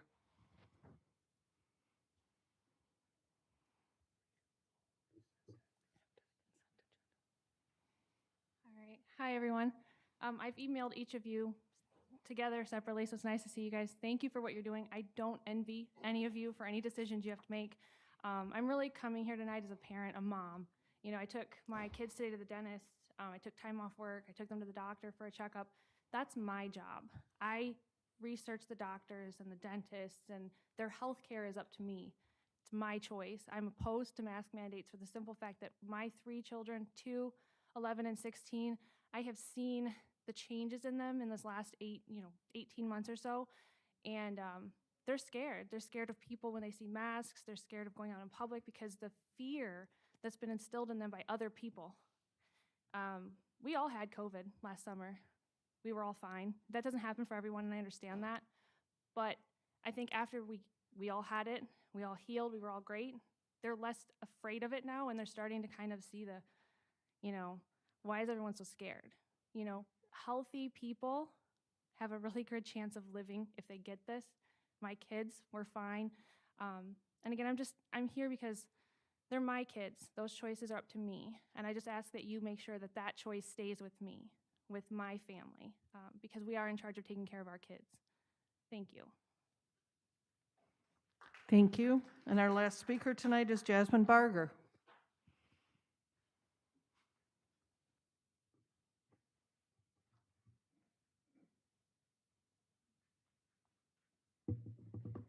Hi, I'm Jasmine Barger. I'm here to talk about the dress code. We are here today to discuss the issue of the female dress code. We believe that we should be able to wear things like shorts and t-shirts because our shoulders, stomachs, legs, and backs are not sexual organs. The schools are taking us out of our classes, taking us away from our education because of these elements. We live in Florida and it's nearly hot every day. The district shouldn't be making us hide our bodies underneath clothing because it's a so-called distraction. This is slut shaming, and we should be comfortable, not uncomfortable. We are here for our education just like everybody else at the school. Clothing stores today that make clothes, that's trending. We have no say in the clothes we have no say in the clothes they make. We should be able to wear what we are comfortable in, and we should be able to be ourselves. Thank you. Thank you, Jasmine, and thank you all this evening. We appreciate your attendance and we appreciate your comments very much. At this time, we're Point going. of order, Mrs. Bola. Yes. I'd like to say something. I'd really like to address this issue. I know this is not an agenda item. It's not on our agenda, but I want to speak now so all of these folks can leave and not have to stay for the next 3 hours while we conduct the rest of our meeting. So I've got a little bit that I'd like to say. This issue's weighed heavily on me over the last few months. I know it's on everyone's mind. All of us up here, every board member cares deeply about your children. Our staff, your parents, even the students are concerned. And I thank you all who came out tonight and spoke on both sides of the issue, whether you're in favor of masks or against masks. Everybody's opinion does matter. We've received many emails and phone calls since students have gone back to school. We have over 40,000 students and 5,000 staff, and I take their health and well-being seriously, and I know the rest of this board does too. I'm concerned, though, that I personally feel maybe we're not doing enough to protect them. Our board approved the Smart Restart Plan, and our staff have been working since last year to implement it across the district. That being said, I've been hearing from teachers and parents for the past few weeks since we went back to school that some schools are not following our plan exactly. So I was very thankful to Vicki Kidwell for working with me on a survey to help get answers from some of our teachers. And I know she's going to talk about that in a little bit. But I was shocked to see more than half of our respondents say their classrooms are not getting sanitized daily. Mr. Dewey, what you said is spot on with some of it, not all schools, but some of them. 64% that their school is not able to maintain social distancing in the cafeteria and the hallways. So when this school board approves a policy, it's not optional. This is something that our employees, our staff have to follow. And we need to be one cohesive district, not 42 separate schools all doing their own thing. I've spoken to Mr. Brodsky about this, and I'm pleased to say that he's assured me that he's going to resolve this issue and ensure the safety of our students and our staff. And I trust that he is going to do what he said because he's a man of his word. So for our teachers and parents, if you know of any issues that you have that need to be fixed, let us know. We've all been answering your emails. We do want to hear from you. I'm only one of 5 votes up here, and you can see I'm sitting here wearing my mask. I've been vaccinated. You know, I feel like we really need to do something to stop the spread of this virus.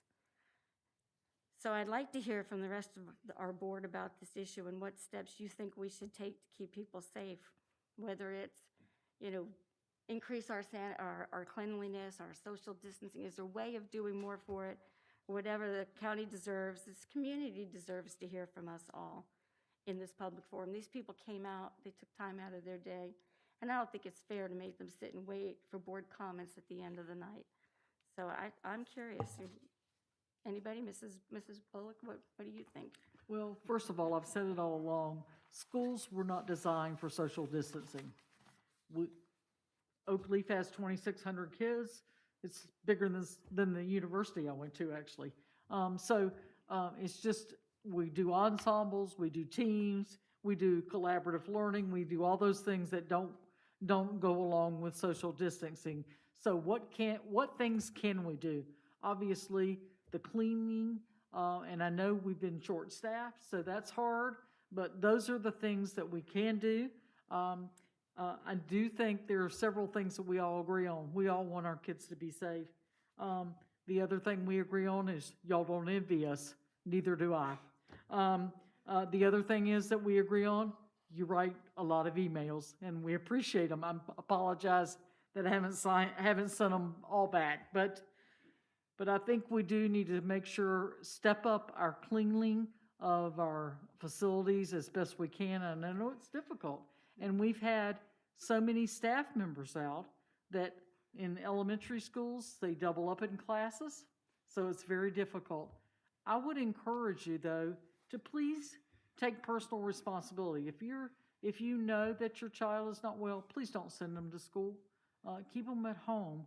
But if you know that the teacher says we're going to double up, maybe that is the day you send them with a mask, because that's all of a sudden there is no social distancing. So do the things that you can do personally to make it a better and safer place for our students. And I, like Ms. Kirka, say that I know Mr. Brodsky is a person of his word, and I want us to go back to our restart plan like we had and make sure that and I know it's hard, it's tough. I mean, I don't like to wear a mask either. It's a pain. I also don't like to wear my seatbelt. It's a pain. I'm doing this the whole time. But I try to do things to make it safer and better for just not myself, but for others as well. But anyway, I mean, I'm from the era where you threw your arm out. That was your seatbelt. So it's come a long way. But again, Mr. Brodsky, just that you'll, really, and again, I know you've got want to hire some additional people, and we need that, because if we can find those people, we're looking for people, by the way. So anyway, that's what I have to say. Anybody else? Ms. Gilhousen, do you want to address it at all? I voted for the restart plan We all did. this year, so I'm in favor of whatever we can do to make sure that that's being enforced. It's the board's responsibility to set policy, but it's the superintendent's responsibility to see that it's implemented. So I think there's a line of responsibility that we need to allow the superintendent to do his job while we do ours. And I did not vote for the restart plan last year because of the mask mandate that was included in it, and my position on that matter has not changed. I think that when it comes to the use of face masks, for the government to mandate something that is a healthcare intervention, there needs to be data that's irrefutable that shows its effectiveness.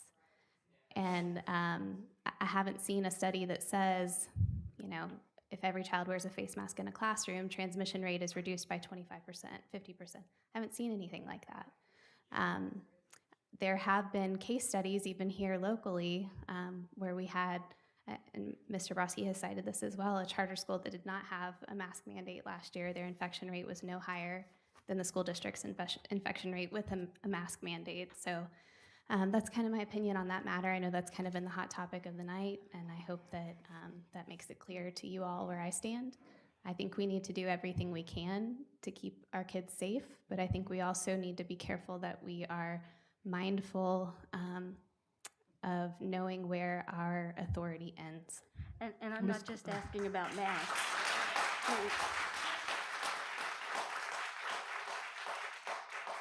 Do you think it would be helpful if we gave 41 more allocations for custodians and you were able to put an extra custodian in every school? I mean, what can we do? And I know Ms. Bola and Ms. Clark, you still didn't get to answer, but what can we do to help you? So we can do several things. We've added 28 teaching allocations to increase with social distancing. We've done that. We have a whole smorgasbord of mitigation strategies, everything from the individualized plans that we have to the partnership with parents for the pre-screening of students, the isolation rooms, the assigned seating, the increased sanitation. Would I say that every school does everything perfect on every day? The answer would be unequivocally no. That expectation is way too high. Are there some that maybe should step it up a little bit? Absolutely. But I'd also point out that we serve 40,000 students, at least 80,000 parents in today's size, and have 5,000 employees. If you did the percentage on what's going right, it's about 98%. And yes, some people will bring out deficiencies in cleaning and whatnot. And I would caution against survey data in relation to this, because in a society that we're in now, and I mean no offense to the people who spoke, but you could see that there's a divisive nature within society.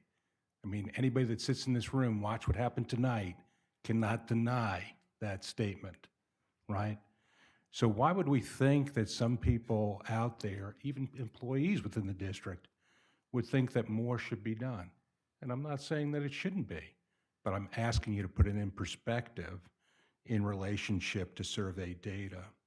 In addition to that, we've done several things. I met with principals today, in fact, to readdress the plans. I think it's important to bring those reminders back every couple of weeks so that we continue to do the things that we've been doing. In addition to that, we had a meeting with the health department yesterday to deal with some of the contact tracing and the other issues that are brought up. A lot has been done. Are we perfect? The answer is absolutely not. Should we continue to work harder and improve the things that we're doing? The answer is unequivocally yes. So, I'm always into constant improvement, and I would just caution against, a couple people pointing out a couple of things as being a standard for the district. That's not the standard I set ever in anything that I'm involved with.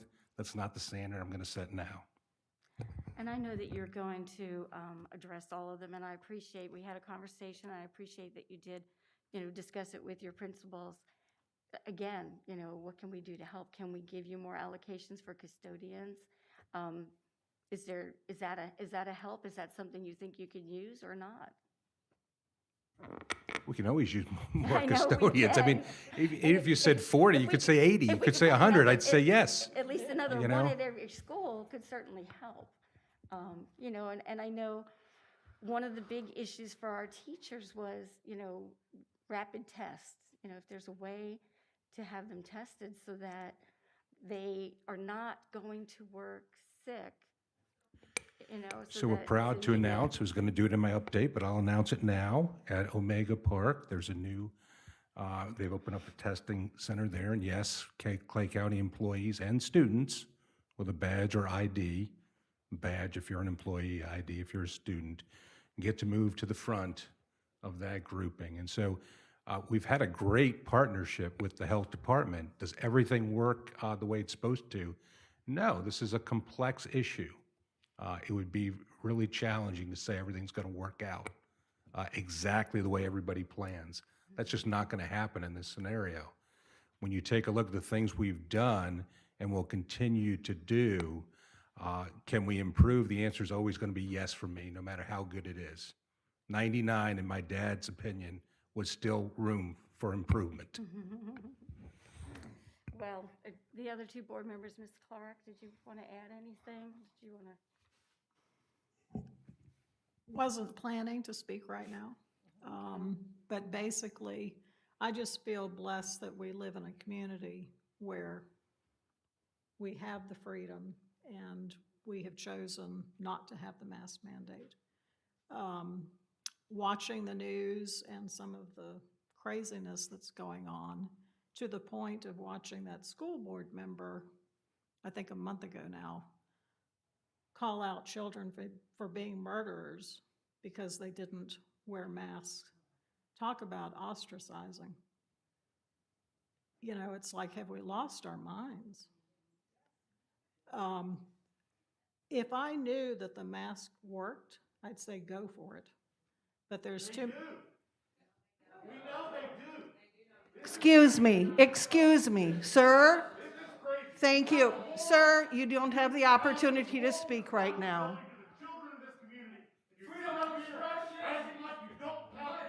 Sir, we have to ask you to leave, and please don't respond to him. Thank you.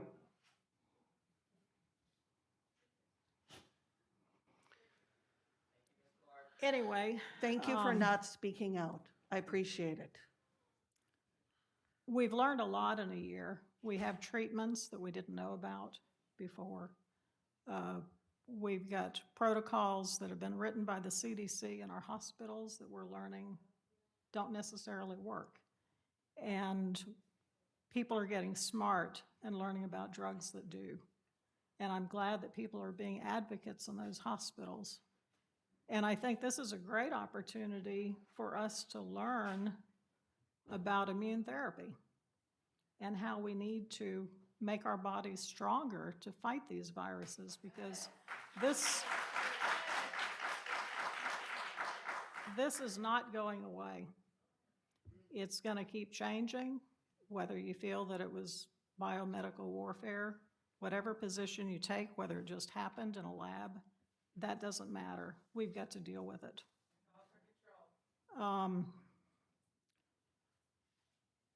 Anyway, I guess that's all I have to say. I'm glad that we have a chance to work together. My biggest fear, and I hate seeing, because for the last over a week, I've been so upset with what has happened in Afghanistan. And the fact that we have freedoms, that I look at what's happening in Australia, and it blows me away. And I see this dividing us, and we don't need to be divided.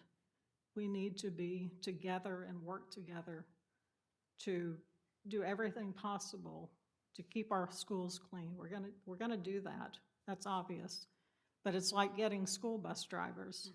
You know, it's to have enough. We can't sign up 80 custodians tomorrow or next week.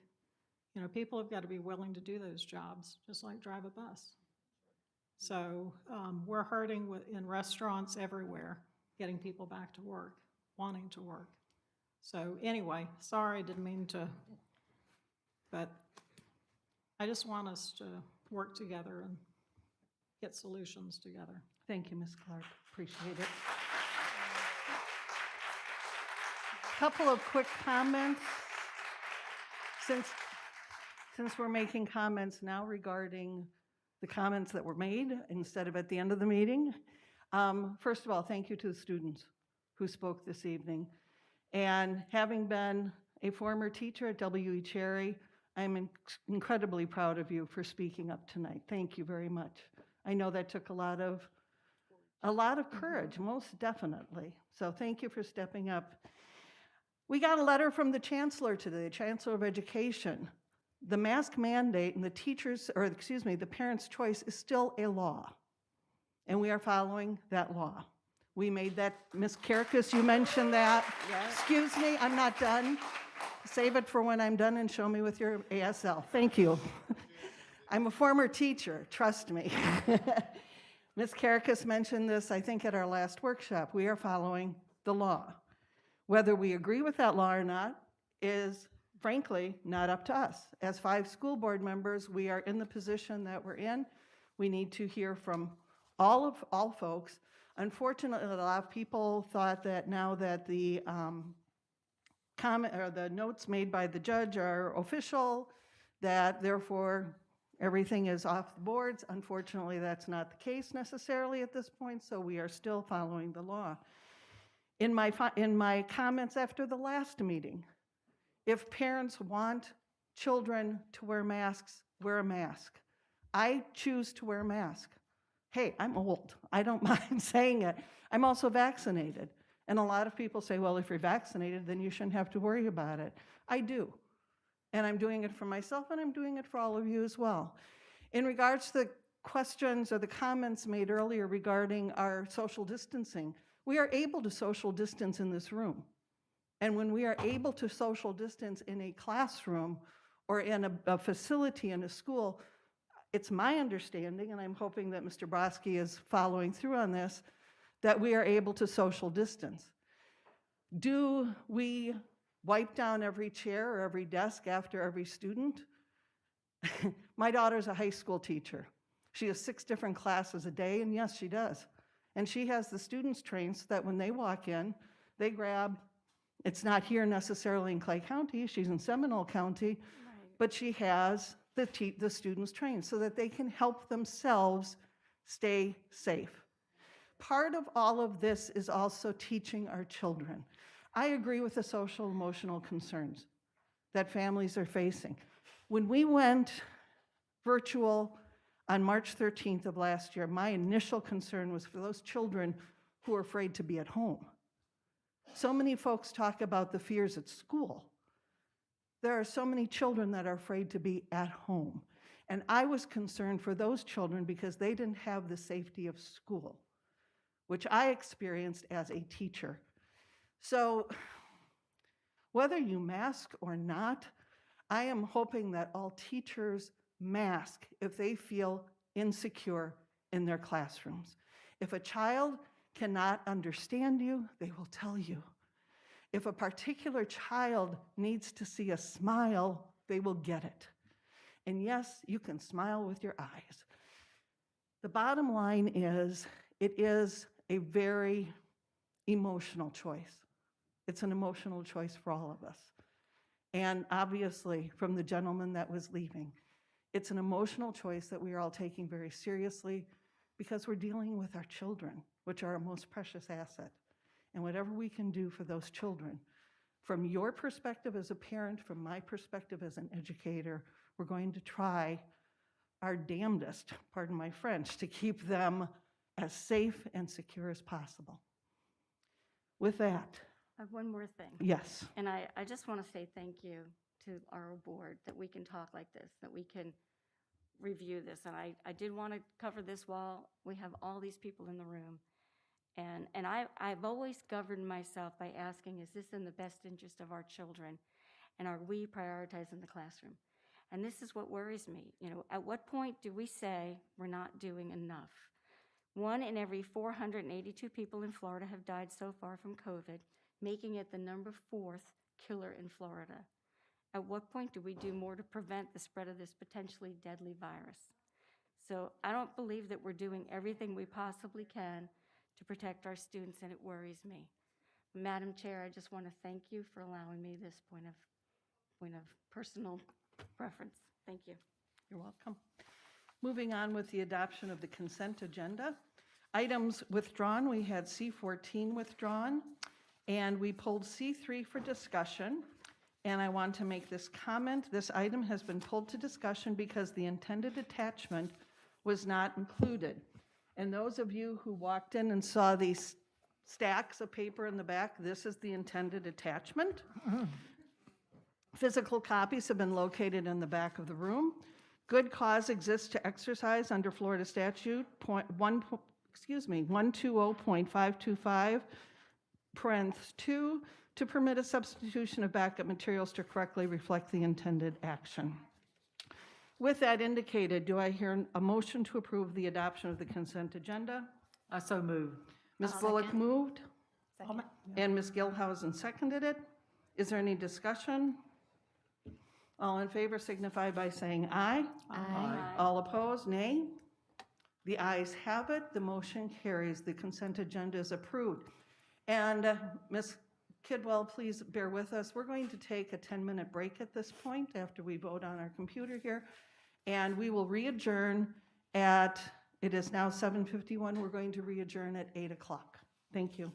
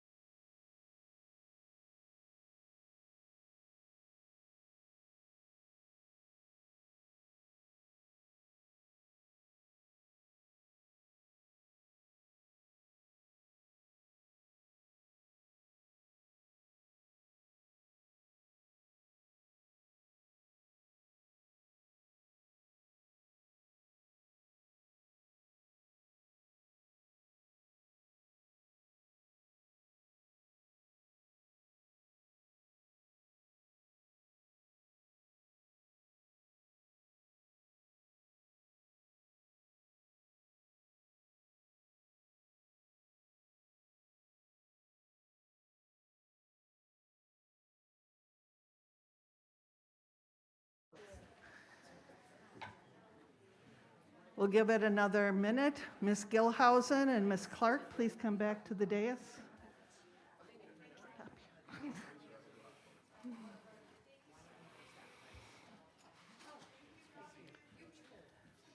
Ms. Kidwell, we are ready for the CCA update.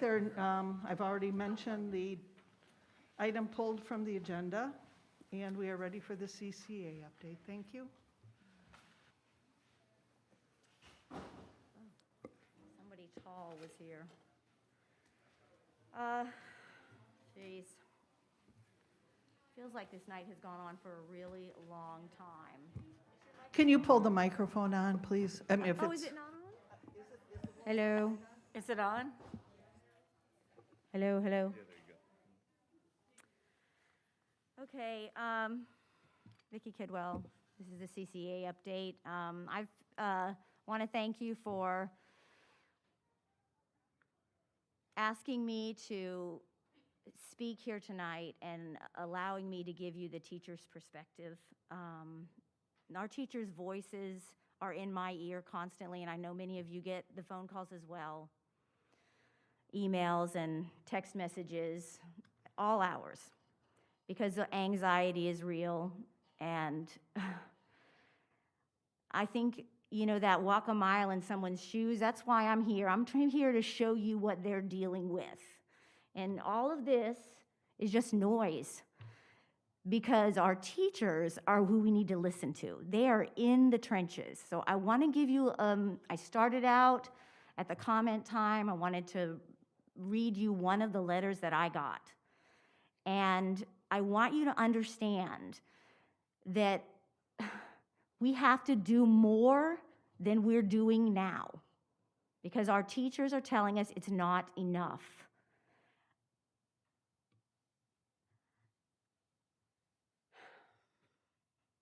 I reached out to all of you, all of the board, and I appreciate your time.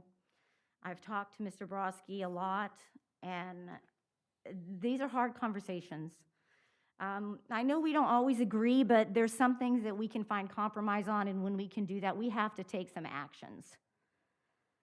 I'm committed to lobbying for every mitigation measure available to protect the health and safety of our Clay County District school staff and students, because our teachers' experiences are what matter. I am going to ask you, please, to do more than we're doing now. I listen to the reports from our frontline educators, and I'm going to ask you to trust them, that what they're seeing is what's happening. And I know it's easy to discount what you are not living, but please do not discount the voices of our educators. I got the phone calls. I spoke with Ms. Karakis. She reached out to me. She said she was getting the phone calls too. We discussed it, and I said, you know, sometimes it's just a few people that are speaking, and maybe those people aren't really what's really happening everywhere. How can we find this out? And she said, why don't we survey them? I said, that's great. We survey our people all the time. We love surveys. So Betsy and I got together, and we put together a survey, and we closed that survey to just our educators. We put it on Facebook. We closed it to our educators. These are the educator opinions, your staff that you've hired, that you trust with your children. The children's teachers are the ones that are speaking. So when I give you data from this survey, I hope and pray that you don't discount it, because that is, to me, the epitome of disrespect to our educators. This is their view of what's going on. Over 70% of the educators who responded said they were not able to maintain social distancing in their classrooms. I know that we have class size mandates, and I know that the district is working to add allocations, and even more than we have in previous years, and we appreciate that. This year I'm asking you for more, and I'm going to keep asking you for more. I think our goal this year should be to have every class smaller than it's ever been before, because we have very few mitigation measures that we can put in place, and that one is promised in the Smart Start phase 2 replan, that we're going to open up and we're going to social distance desks 3 feet or as much as possible. That's not happening in a lot of schools. And I appreciate Mr. Brodsky calling all those principals together and restating to them again, which he's done several times at my pushing, you have to follow these plans. This is what we said we're going to do. We have to do it with fidelity. Educators love that word, fidelity. Well, district people love that word, fidelity. Educators don't necessarily love it. Fidelity is what we want. Social distance to 3 feet or as much as possible. How are you going to do that? Get more teachers. Make the classes smaller. Enforce the plan. The district is working to add allocations, and we appreciate that. But we want to talk about lunch, too. That's in your plan. All of these group settings where people are all together. Last year, we had so many things in place. We did everything. And I've said this to you before. We did everything we could do to keep our kids safe, and it made a difference. This year, a lot of people, it seems like they're operating like it's in the rearview mirror. COVID's in the rearview mirror. I don't have to worry about it anymore. We cannot put down our guard. We have to keep our kids safe. We have to keep our staff safe.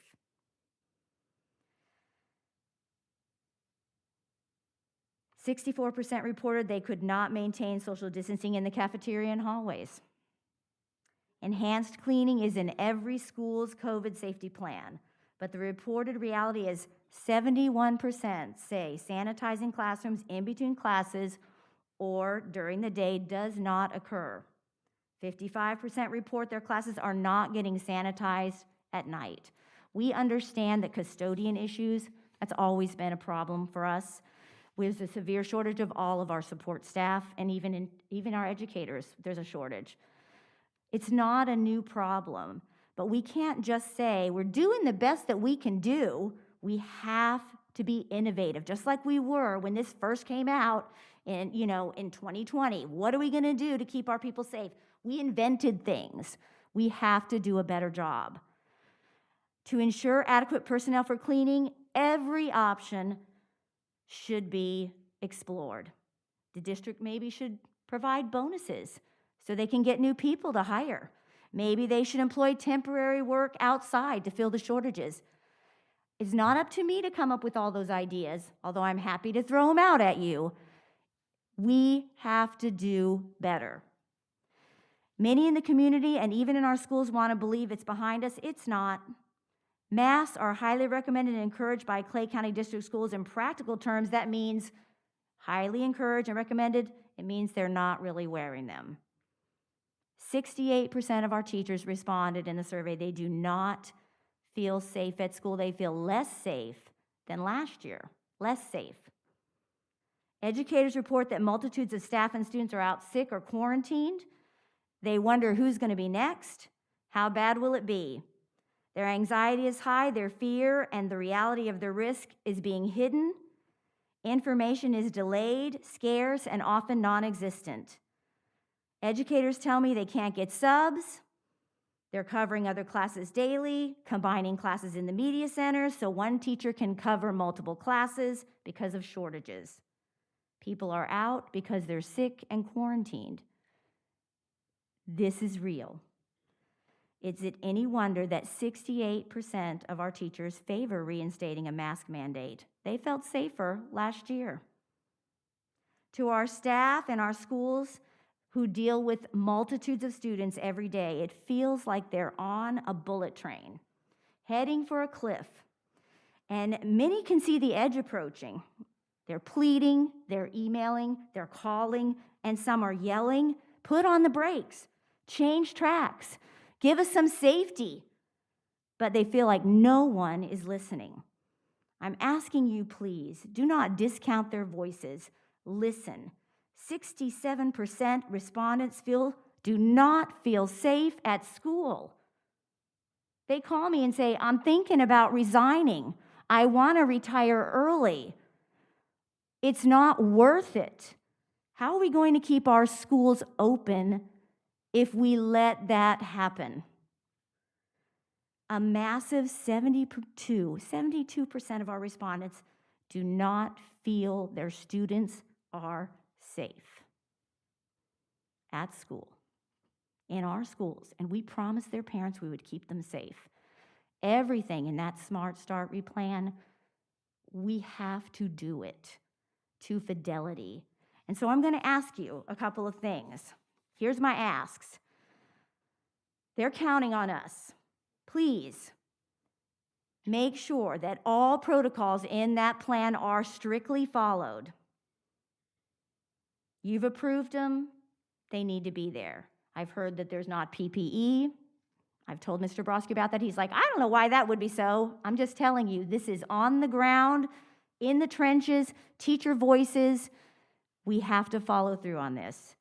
And so I'm going to ask the superintendent to move beyond communication of these expectations and make it a priority to assign a district personnel to investigate lax practices and assure that all protocols in that plan are followed at every Clay County District school site.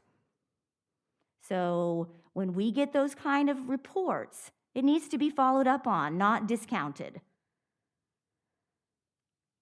Expanded weekly COVID school reports would help tremendously to lessen the anxiety of parents and teachers. We know, we heard parents say their contact tracing is delayed. We understand the Department of Health is doing the best they can. They're overworked. They have even more cases to trace this year than ever before. And putting the information out to parents in a transparent way in our weekly report is important. I urge you to take that up, discuss it, and make it happen. We could choose to report without any kind of HIPAA violation cases by school of positives and staff. It would not be a HIPAA violation, and instead of people going to Facebook and trying to figure out what's going on in their kid's school, they could get real information from the district. That's important. It will lessen their anxiety, and it will show that we're being transparent. I urge you to take up the idea of thresholds and plans. We started this meeting today with the Chief Wagner telling us about how important it is to have risk assessment and that we don't do it once a year, even though he does present it to you once a year, that they do it every day. Risk assessment. That risk assessment and emergency and crisis plan for outside threats to our student is critical. And you would all agree with that. No one would say, we're not going to worry about that. I would put to you that it is just as important for us to consider the risk assessment of what's going on in our schools and have a plan for what if this happens. So when I'm talking about thresholds, you look around the state and you see, they've closed that school. And I know you guys have sent home that whole class. I know you've done it. That information is nowhere. No one knows what is your threshold for when you would say, that's enough, we need to close this class down, and we need to fumigate everything, we need to let it all calm down, give them all isolation, because blank % of them are out with COVID or contact traced. Other schools do that. Other districts do that. We don't. We don't reveal that. Parents go to Facebook and they say, 6 kids in my class are out at blah, blah school. Anxiety ramped up. And also distrust is there. We need to let them know what's the threshold so that they know you have a plan if we reach that threshold. I have people call me all the time that say, I don't think they'll ever. We could have all, 3/4 of the teachers out. They wouldn't care. They wouldn't do anything. People are stressed and they're frustrated. What is the threshold? I know you have one because you've done it before. You've closed, you've said, the soccer team, the football team. You have the information. Share it. Be transparent. Our educators and our parents deserve that. I'm going to end by reading the last part of that teacher's letter. Teachers are scared, disillusioned, and running out of options while our county leaders talk about the Start Smart plan. This is the stuff that keeps me up at night. I think I need to retire. This is a bad year. I thought this year was going to be better than last year. I feel this. I want you to feel it. These teachers deserve better from us than what we're giving them. They don't need lip service. They need action. When we call and they have issues, we need to listen, we need to trust their voices, and we need to act. I have done everything I can to keep my kids safe. When are we going to admit that we just can't keep going on this way? We have to make decisions to protect our teachers, our staff, and our students. When you face this every day, it puts a great deal of stress on you. Lip service does absolutely nothing to resolve a problem. It just makes things sound better. But we're at the point where you can't make this sound better. Please do something before it's too late.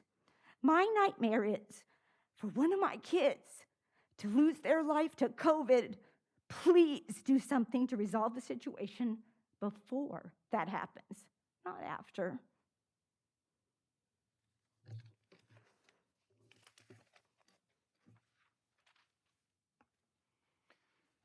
Thank you, Ms. Kidwell. There is no update tonight from CESPA. Lonnie is not here. But Mr. Broski, you just need to sit back and relax for a moment.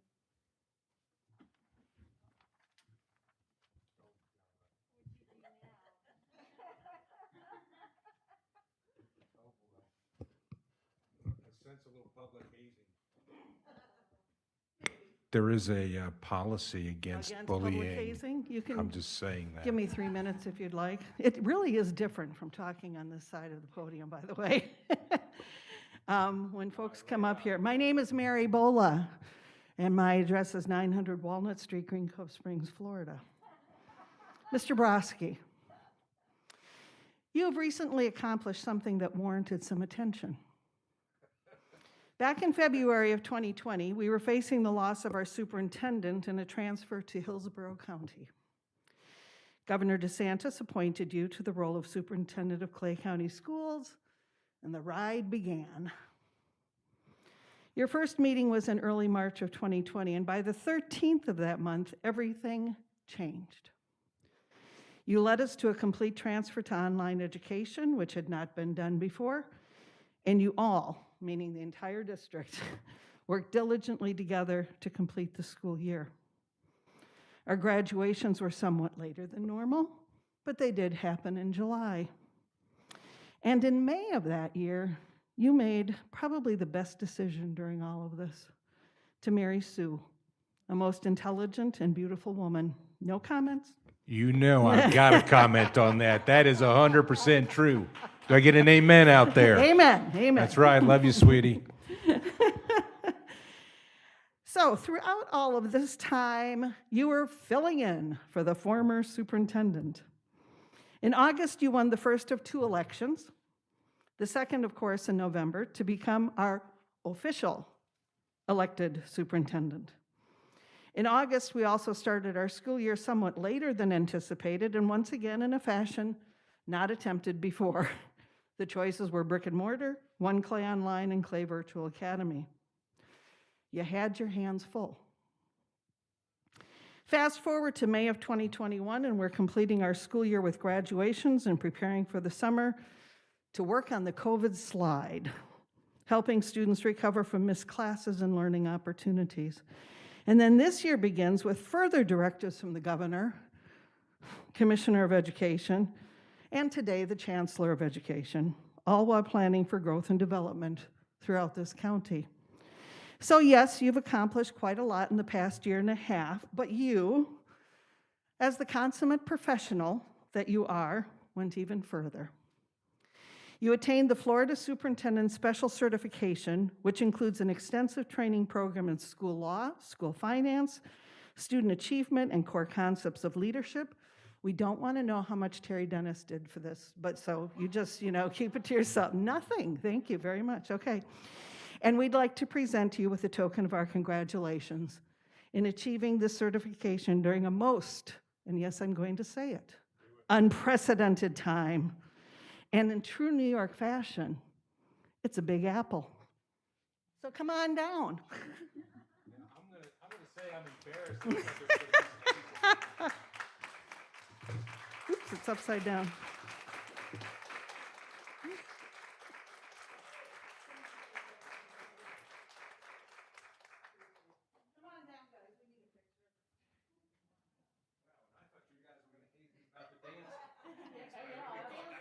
That was what's gonna come next.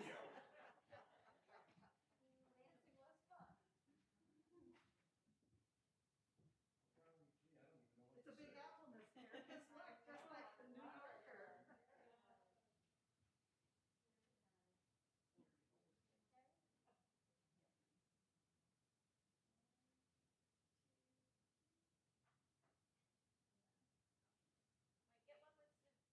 Sue, come on up.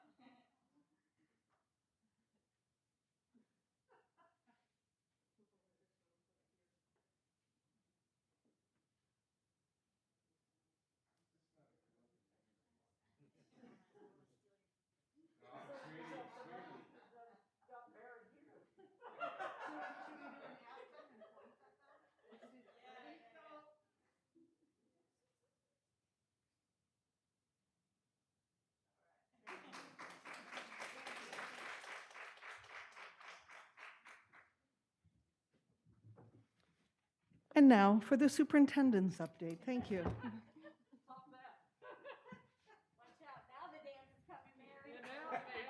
Well, golly gee, first of all, let me just say thank you so much. I'm truly humbled. I really thought, just because of my childhood and the way I was raised, I really thought some hazing and bullying was going to happen. And so I'm very proud of you guys for not doing that. And I feel ashamed that that's the way I thought. I'm number 9 out of 10 children. So, yes, hazing was always a part of the family tradition. So, thank you so much. I truly don't know what to say about that. So, thank you so much. So, today I got a couple things. I want to talk about superintendent's advisory councils, as well as the ceremony that we attended at Coppergate Elementary School, and then I'll bring it back to COVID. You know, one of the things that I've encouraged principals to do, as well as everybody else around the district, is I always get excited when I'm talking about something other than COVID, as if that's the only thing. And really, you know, the mission of the school district is to provide world-class educational opportunities for our students. That is what we are here for. It's very unfortunate to me, and I'm you know, that a great majority of my time is spent on other things other than what the true mission of the system is. I encourage people to take solace in all the happy times that occur, because they're still happening out there and people are working tremendously hard. So without further ado, Superintendent's Advisory Council. So one of the things that I learned a long time ago is you got to listen to everyone, and everyone has a voice. And so I appreciate Ms. Kidwell talking about listening to the teacher's voice, because that's exactly what the committee is designed to do, both at the student level as well as at the teacher level. Let me just say that I'm looking forward to meeting with them. I think it's the last Monday of every month, I believe, is when it's scheduled, for both the students as well as the teachers. Let me just say that you know, we sent an email out to them saying, "Hey, you made it, you're on there," and I was just blown away by the responses back. You know, "Thank you so much, I'm honored," and all of that. And I thought, okay, it's another committee, another way superintendent gets input. But I realized how important it was for some of the folks that are on there, and not that I didn't realize that, but it really did affect me because of some of the other emails I get. I think seeing those really like caused a smile to go on my face and think, you know, this is a good group of people. So without further ado, here are the student members. I think we have a pretty good, I don't know if you'll recognize the name, certainly not going to read them out, pretty good representation of folks from all over the district, and the students are looking forward to it. And the young gentleman from Matthew Mitchell from Clay High, super excited, gotten a couple emails from him and from some others that are up there. We're looking forward to meeting all of them and getting their input on a variety of topics within our district. For the teacher group, here are the teachers that that submitted an application, as well as a letter of recommendation.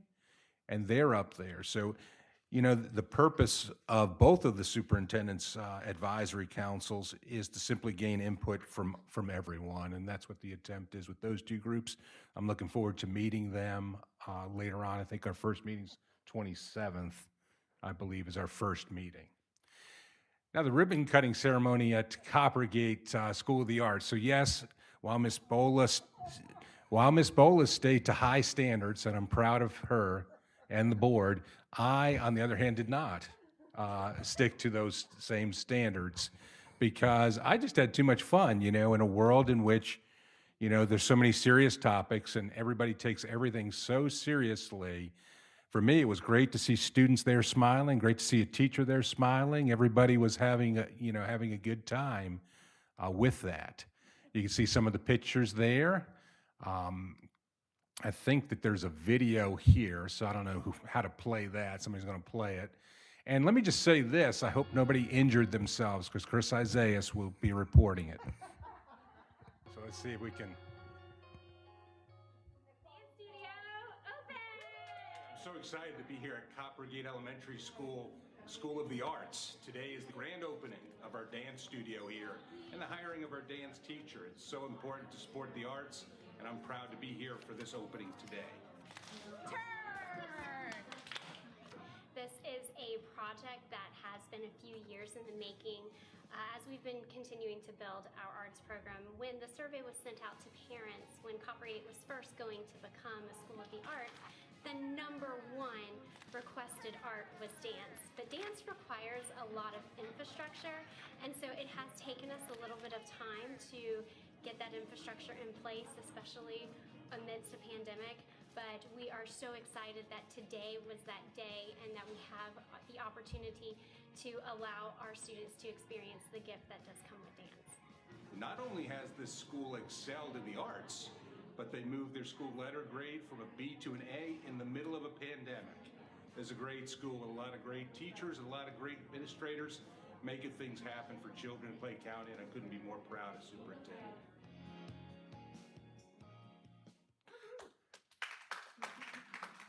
So I don't know about you guys, but I kind of left there inspired and thought, you know, that's really what should be happening on a daily basis.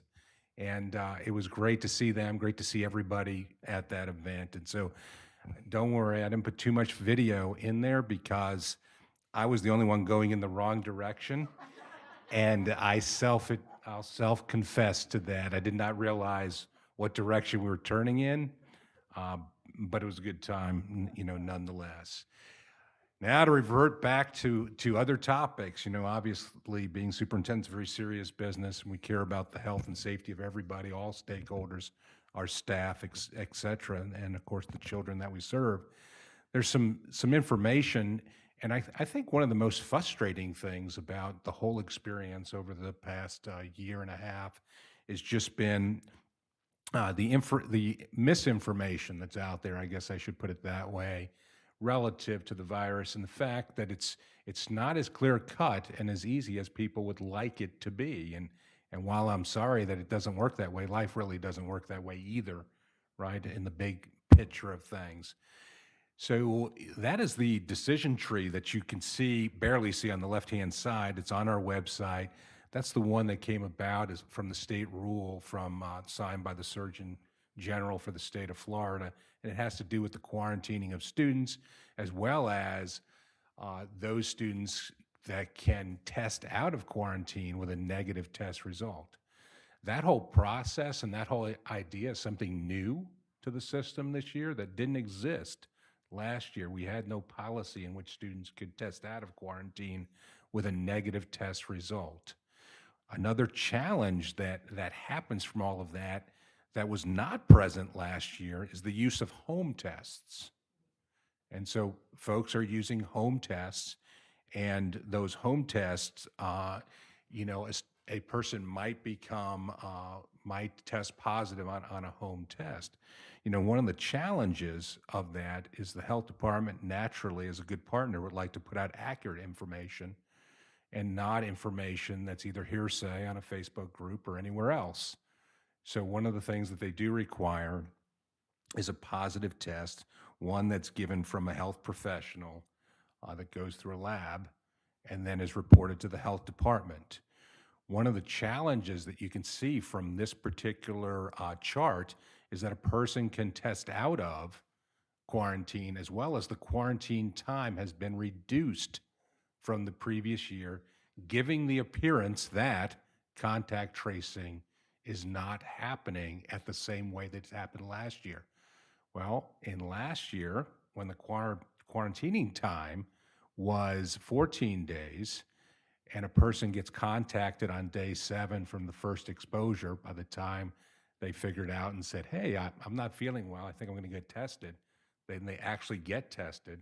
Once the test occurs and it instantaneously gets sent to the Department of Health through their Merlin database, they start the contact tracing, and 24 to 48 hours from there. So now the student might be on day 6 of this process. Well, last year, it went to day 14. So thus, people were quarantined for an extended period of time. So I think some of the misinformation or the information that's not out there for parents is simply that that the quarantining time has been reduced, and that's why when it comes to contact tracing, the time frame hasn't changed at all for contact tracing. The time frame for quarantining has been reduced. So I hope that made sense. We have had some challenges in this area. You know, for example, we've had falsification of medical documentation given to the health department. We've had stakeholders attempting to get out of quarantine, submitting test results, and later admitting that they took the test and not their child. We've had individuals that, in order to avoid school attendance, with no documentation, have said that they're quarantining, when in fact they were just not going to school. So imagine that environment in which you're attempting to contact trace.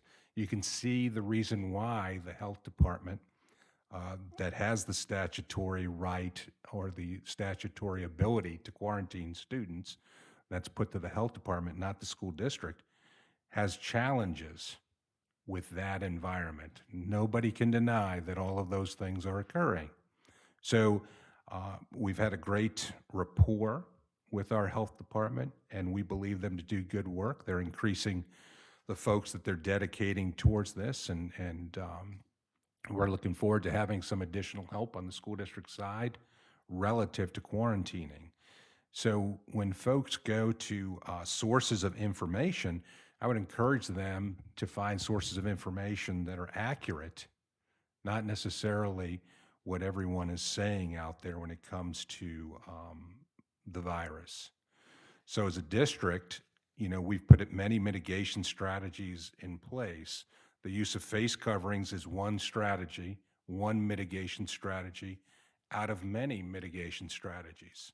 Some of those strategies include not only the individualized school plans that are out there that we talked about earlier, but also the continued use of pre-screening of students, the isolation rooms, the assigned seating, the increased sanitation, contact tracing, and quarantining of students. So I think, Ms. Kidwell, you are correct. All of that quarantining is occurring. We have quarantined 3 athletic teams. We've quarantined entire classes of students. We've quarantined entire buses of students.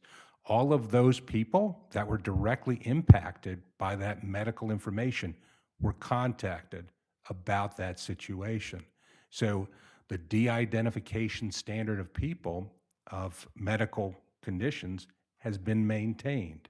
There is no doubt when the one speaker came up and said, hey, did you know Green Cove Junior High's football team was quarantined? My answer, of course, would be yes, and so would the answer be that everybody on that team that was directly affected was also notified. And people that were not affected were not notified. That is the purpose or the standard for contact tracing, right? That is how it works.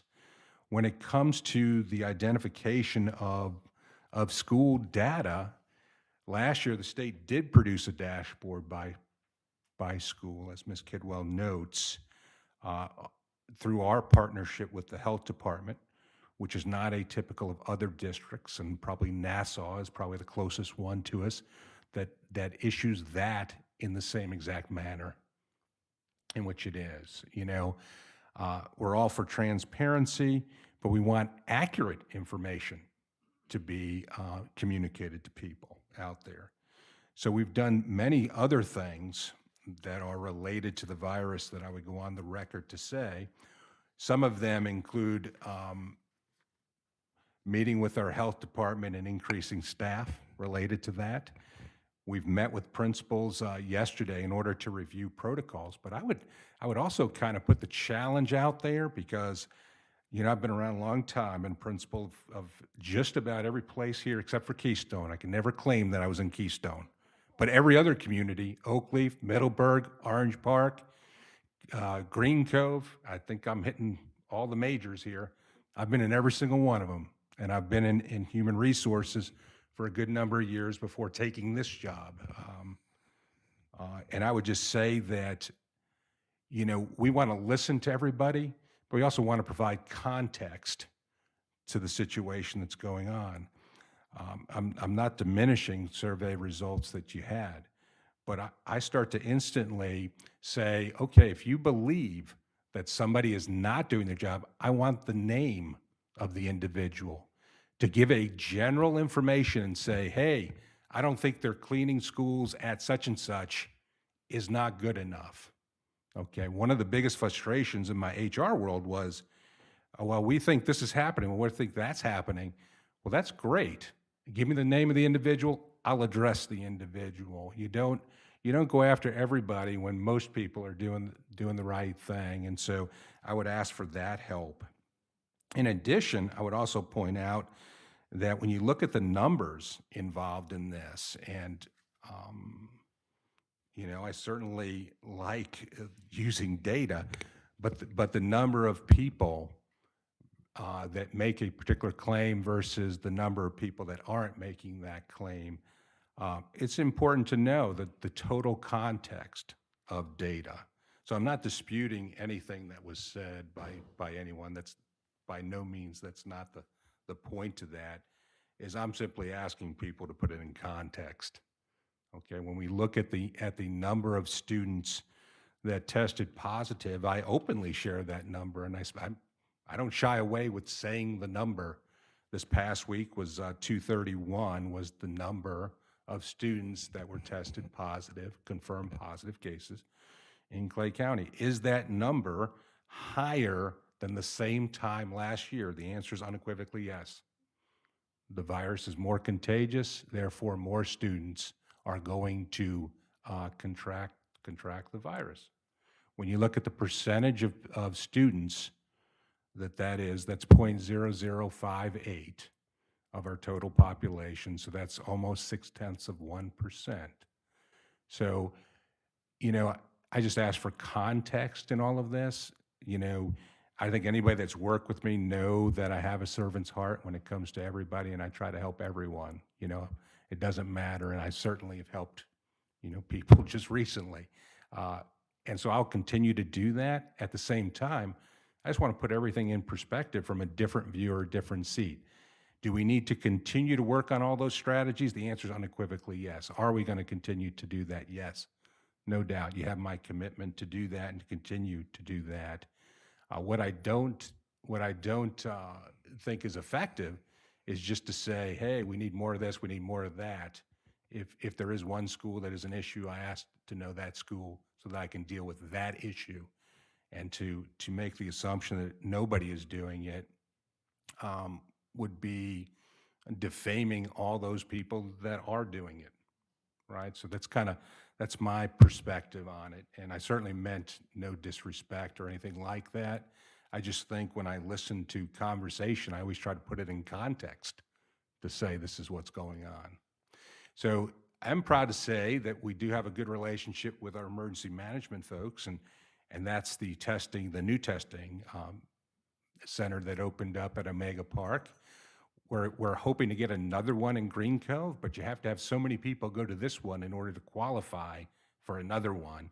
And so we're in the process of doing that and increasing testing for that.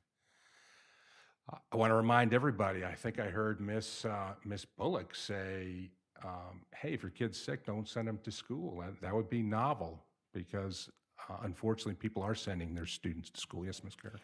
Your new testing sites, did they say if they're going to be a rapid test, we will know that day, or is it still the 3 or 4 day think so. process? I think it's 3. I think it's the It is PCR. still going to be the Still the PCR PCR. test, and so we're still going to be incumbent upon the lab to return the test in time, but you at least know it's a PCR test, so that will count for students for early return. Okay. And there'll be 2 lanes, so there'll be like your general population lane, and then there'll be a lane that will have a sign that says for school board employees and students to show their ID, so they'll get in that lane. Thank you. So you can see all of the scenarios that were reviewed time and time again, but yet we just still have people send students to school that are sick, and we ask parents to partner with us and not send them to school. You know, I would encourage the use of Google Classroom in keeping their instruction going. At the end of the day, it's about educating young folks, and if you're not in school, you need to still be continuing your school. That's always a big concern of mine. You can see that much has been made, you know, of the politics of this situation, whether it's the governor's executive order or any of the subsequent things that have happened, the lower court's ruling, and what might happen.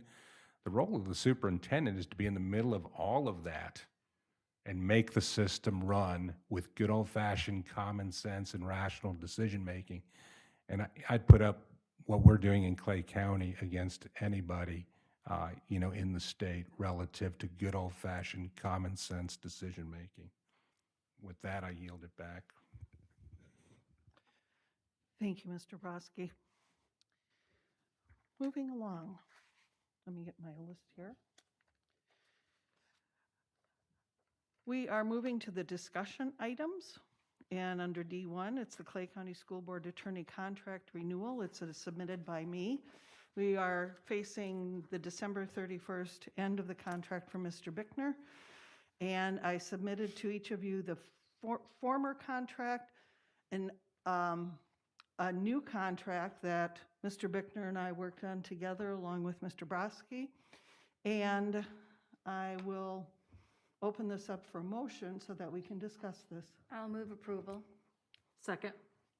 It's been moved by Ms. Caracas and seconded by Ms. Bullock. I almost said Bola. Oh my gosh. I'm starting to Too do many it now. Bs. Oh. Yeah. We're not used to being here at 8:42. I know, wait a minute, yeah. That we approve, I'm assuming approve the contract for Mr. Bickner.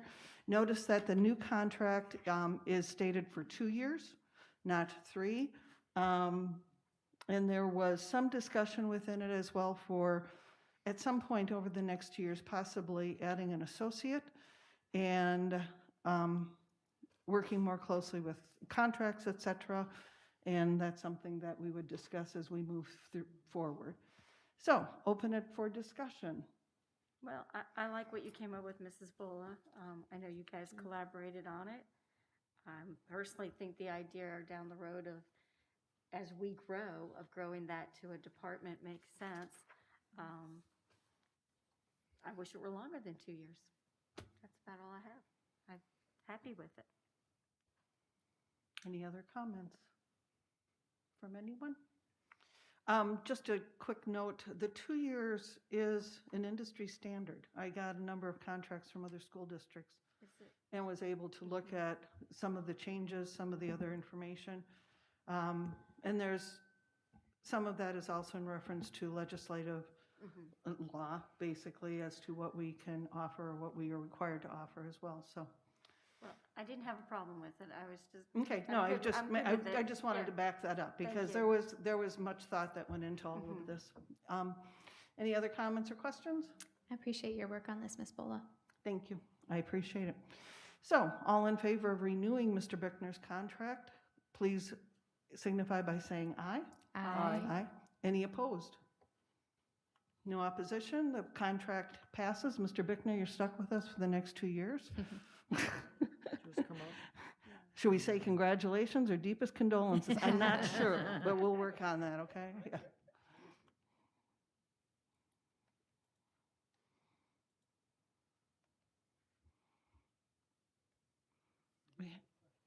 Yes, sir. Microphone. The contract as it's written is a December to December contract. Correct? There was a question in my mind when you and I were speaking, Ms. Bola, about making it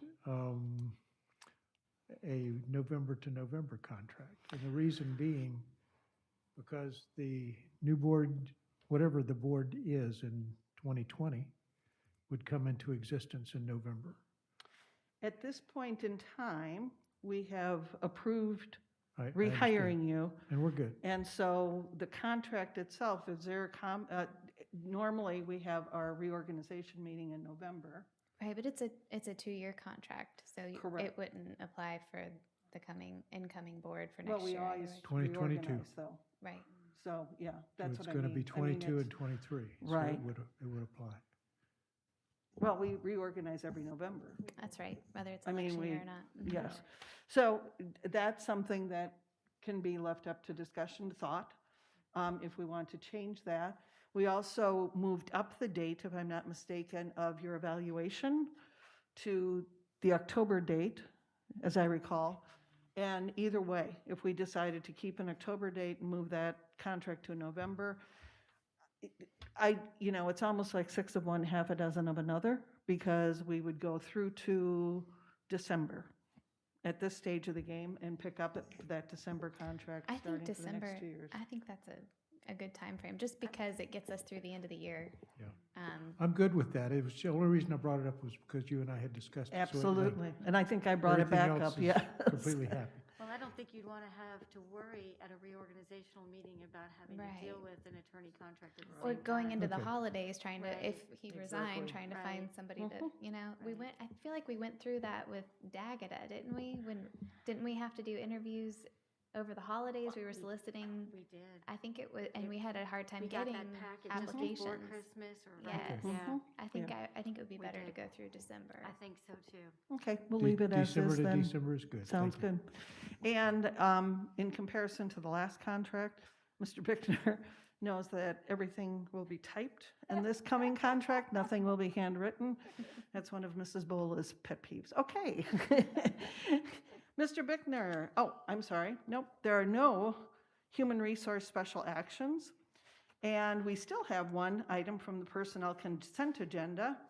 And I've already read the comment. Do I need to read it again at this stage, Mr. Bickner? I read it earlier when I mentioned that we had pulled it. Mistakes can be made, and this is a great way of getting that back together. Is there a motion to approve the consent agenda item for the personnel consent agenda? Move approval? I'll second. So Ms. Gilhausen has moved approval. Ms. Carrick has seconded the motion. Any discussion? Did anybody have a chance to read through this real quickly while we were in the break? Got it, okay. I read it before we came. I did that, but. Noticed what was missing. Since there's no discussion, all in favor signify by saying aye. Aye. Any opposed? Votes carry, 5-0. Motion passes. Okay. Mr. Bickner, do you have any remarks? I have no comments. I'm happy with the board's vote, and thank you very much. I appreciate your confidence. It was good working with you on this. Thank you. School board member comments. Ms. Clark? I think you're done. Ditto. There's always dancing.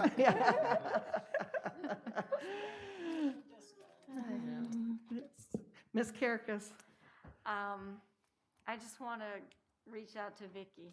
Your comments were just spot on, and I know you're so concerned and you're a great advocate for our teachers, and we do all get phone calls, and we do care. Honestly, we do care. You know, I, for one, like I said, I'm wearing my mask, so I just want to thank you for everything you do. Betsy, you too. I mean, we appreciate all that you do, so I just want to say thank you. Other than that, I think it was good conversation tonight, and I want to just thank my fellow board members. Thank you, Ms. Bullock. Yes, I had pulled C14 and then the staff asked to withdraw it. I would like to just make a comment. I would like to, first of all, after a meeting is held and there's a resolution, if I could be privy to that information and what happens. And also to, I would just like to make sure that that employee is granted her leave that she was entitled to, so as well. And then I just have a few little shout outs. First of all, we had a school bus driver. She drives the green snake bus, which is how they identify it, because the kids will say, I ride the yellow bus, which, you know, so they identify them. Anyway, this bus driver had a little autistic child on there, and the parent had indicated that the child was very afraid of the sound of the bus, the diesel sound and all that. And so the bus driver went to Ms. Turbyfield, the principal at Keystone Elementary, and on the other day when that child got on the bus driver put headphones on the child so they didn't have to hear the sound of the bus. And the parents said the child was so happy, and the difference that made. And so I just want to give a shout out. That's Dana Anderson is the bus driver for that, and I also let Mr. Sweat know too. I'd like to give a shout out to Kathy Hill. She's arranged a Girl Scout grant for Keystone Elementary that's going to provide leaders in the program at that school, so I'm very proud of that. Our community partnership school, our Keystone Heights Volunteer Fire Department sold their building, and so they had to distribute the money throughout various organizations in town. I encouraged our community partnership school director, Tina Baker, to apply. She asked for $15,000 for dental health care, and she received that today. So she got that word from that. So, and then Mayor Lake and I were privileged to go to the last Keystone Heights High School ball game and present the weightlifting sign that will go on the entrances to the city of Keystone. So, so that's my little shout out. So thank you for everybody that spoke tonight too. Thank you. Thank you, Ms. Gilhausen. I just hope everybody feels heard tonight. I think from all the emails that we received and the people that showed up tonight, I hope that we can all respect our differences of opinion and see each other as our fellow human beings, that we care about each other deeply, even when we have a difference of opinion about what the best way forward is, and that we can keep rowing the boat together. I think that there was good, constructive conversation tonight. It was nice to have civil discourse. And I am hopeful that as we continue forward, things will continue to improve. And I'm committed, for one board member, to do whatever we can to mitigate the spread of this virus in our schools. And I think that the plan that we approved this year is excellent. And I think that, it just comes down to, like Ms. Kidwell said, making sure that we're executing it with fidelity, just like we would expect with any other policy. And I do appreciate you, Ms. Kidwell, and our conversation today and the insight that you provided to what's going on with our teachers and how they're feeling. And I hope that they feel validated and understood and heard. And, whatever we can do to help support them. Thank you. Comments about tonight as well? Yes, I'm hoping that everyone was heard. And I can't say enough, if you see something, say something. We say that to our children all the time. And it's incredibly important that our teachers feel, and they have said things, they have talked to us. I'm hoping that they're talking to the administrators as well and not feeling insecure about sharing their feelings with the administrators. I know I got some of that prior to some of the open houses. Some of those open houses did go online, which was awesome. And it really, the more communication we have through all of this, the better. Enough said. The virus is the norm. We keep saying we want to go back to the way it was. It's not going to happen. There were a couple of comments or a couple of questions at the last workshop. Ms. Bullock, you asked me about the foundation and asked if we could get a bus or something to go to Keystone, the 218 corridor, that area. And I did have a chance to talk to Michaela after she had Nora put down for a nap. She was very excited about talking, in fact. And she told me, she said that she had heard those comments, and she said, you know that there were 400 teachers that came to the teacher giveaways, and that there were teachers represented from Keystone, from Clay Hill, from Wilkinson Junior, Middleburg. She named all of these schools, and truly, and I thought back to what, as a teacher, when those days would come available with the Chamber of Commerce or whatever at the Thrasher Horn, and there were times when I just thought, no, I can't go because I've got to do stuff here. It wasn't always convenient. But the comment is going to, and the suggestion is going to be taken to the foundation to determine if there's something that could be done. The problem with moving what the teachers need versus what is available in the portable itself needs to be worked out as well. However, the ultimate goal, and yes, we have another teacher giveaway coming up at the next planning day, which I believe is October 18th, if I'm not mistaken. The ultimate goal is to be able to do sort of an order, like a call-in order sort of thing, so that if you do need pencils and crayons, but you don't need markers, but you do need glue or whatever it is, they'll have it available for you. You can stop by, pick it up, or have it delivered in that respect. So there are other ways of looking at that as well. Foundation meeting coming up. We had our first meeting for Take Stock in Children, and that is exciting. That's something that the teacher or the people, the mentors are still getting geared up for that. I brought my paper tonight. I'm pulling a Miss Bullock. A shout out to one of our former students, not at Oakleaf High School, although the Oakleaf High School students do a fine job, and yes, he did graduate from Oakleaf High School. This is an Argyle Elementary graduate. Shaq Quartermain is our Jaguar, and he is the hometown Jag, and it was so cool to read this because he said one of the fun things that he gets to do, he's a professional football player who gets to go home at night and have dinner with his family. And I know from students that I've spoken with that he stops in at the schools, he talks to the other football players, and I will never forget these fifth graders wanting to become NFL players. And sometimes they don't make it quite that far. I had a student from W.E. Cherry, William Whitehead, who is now coaching at Westside High School in Jacksonville as well. And you see these things and it's just like, wow. Children are finding their goals, they are achieving their goals and doing it every day. And we are very proud of them. And on that note, our meeting is adjourned.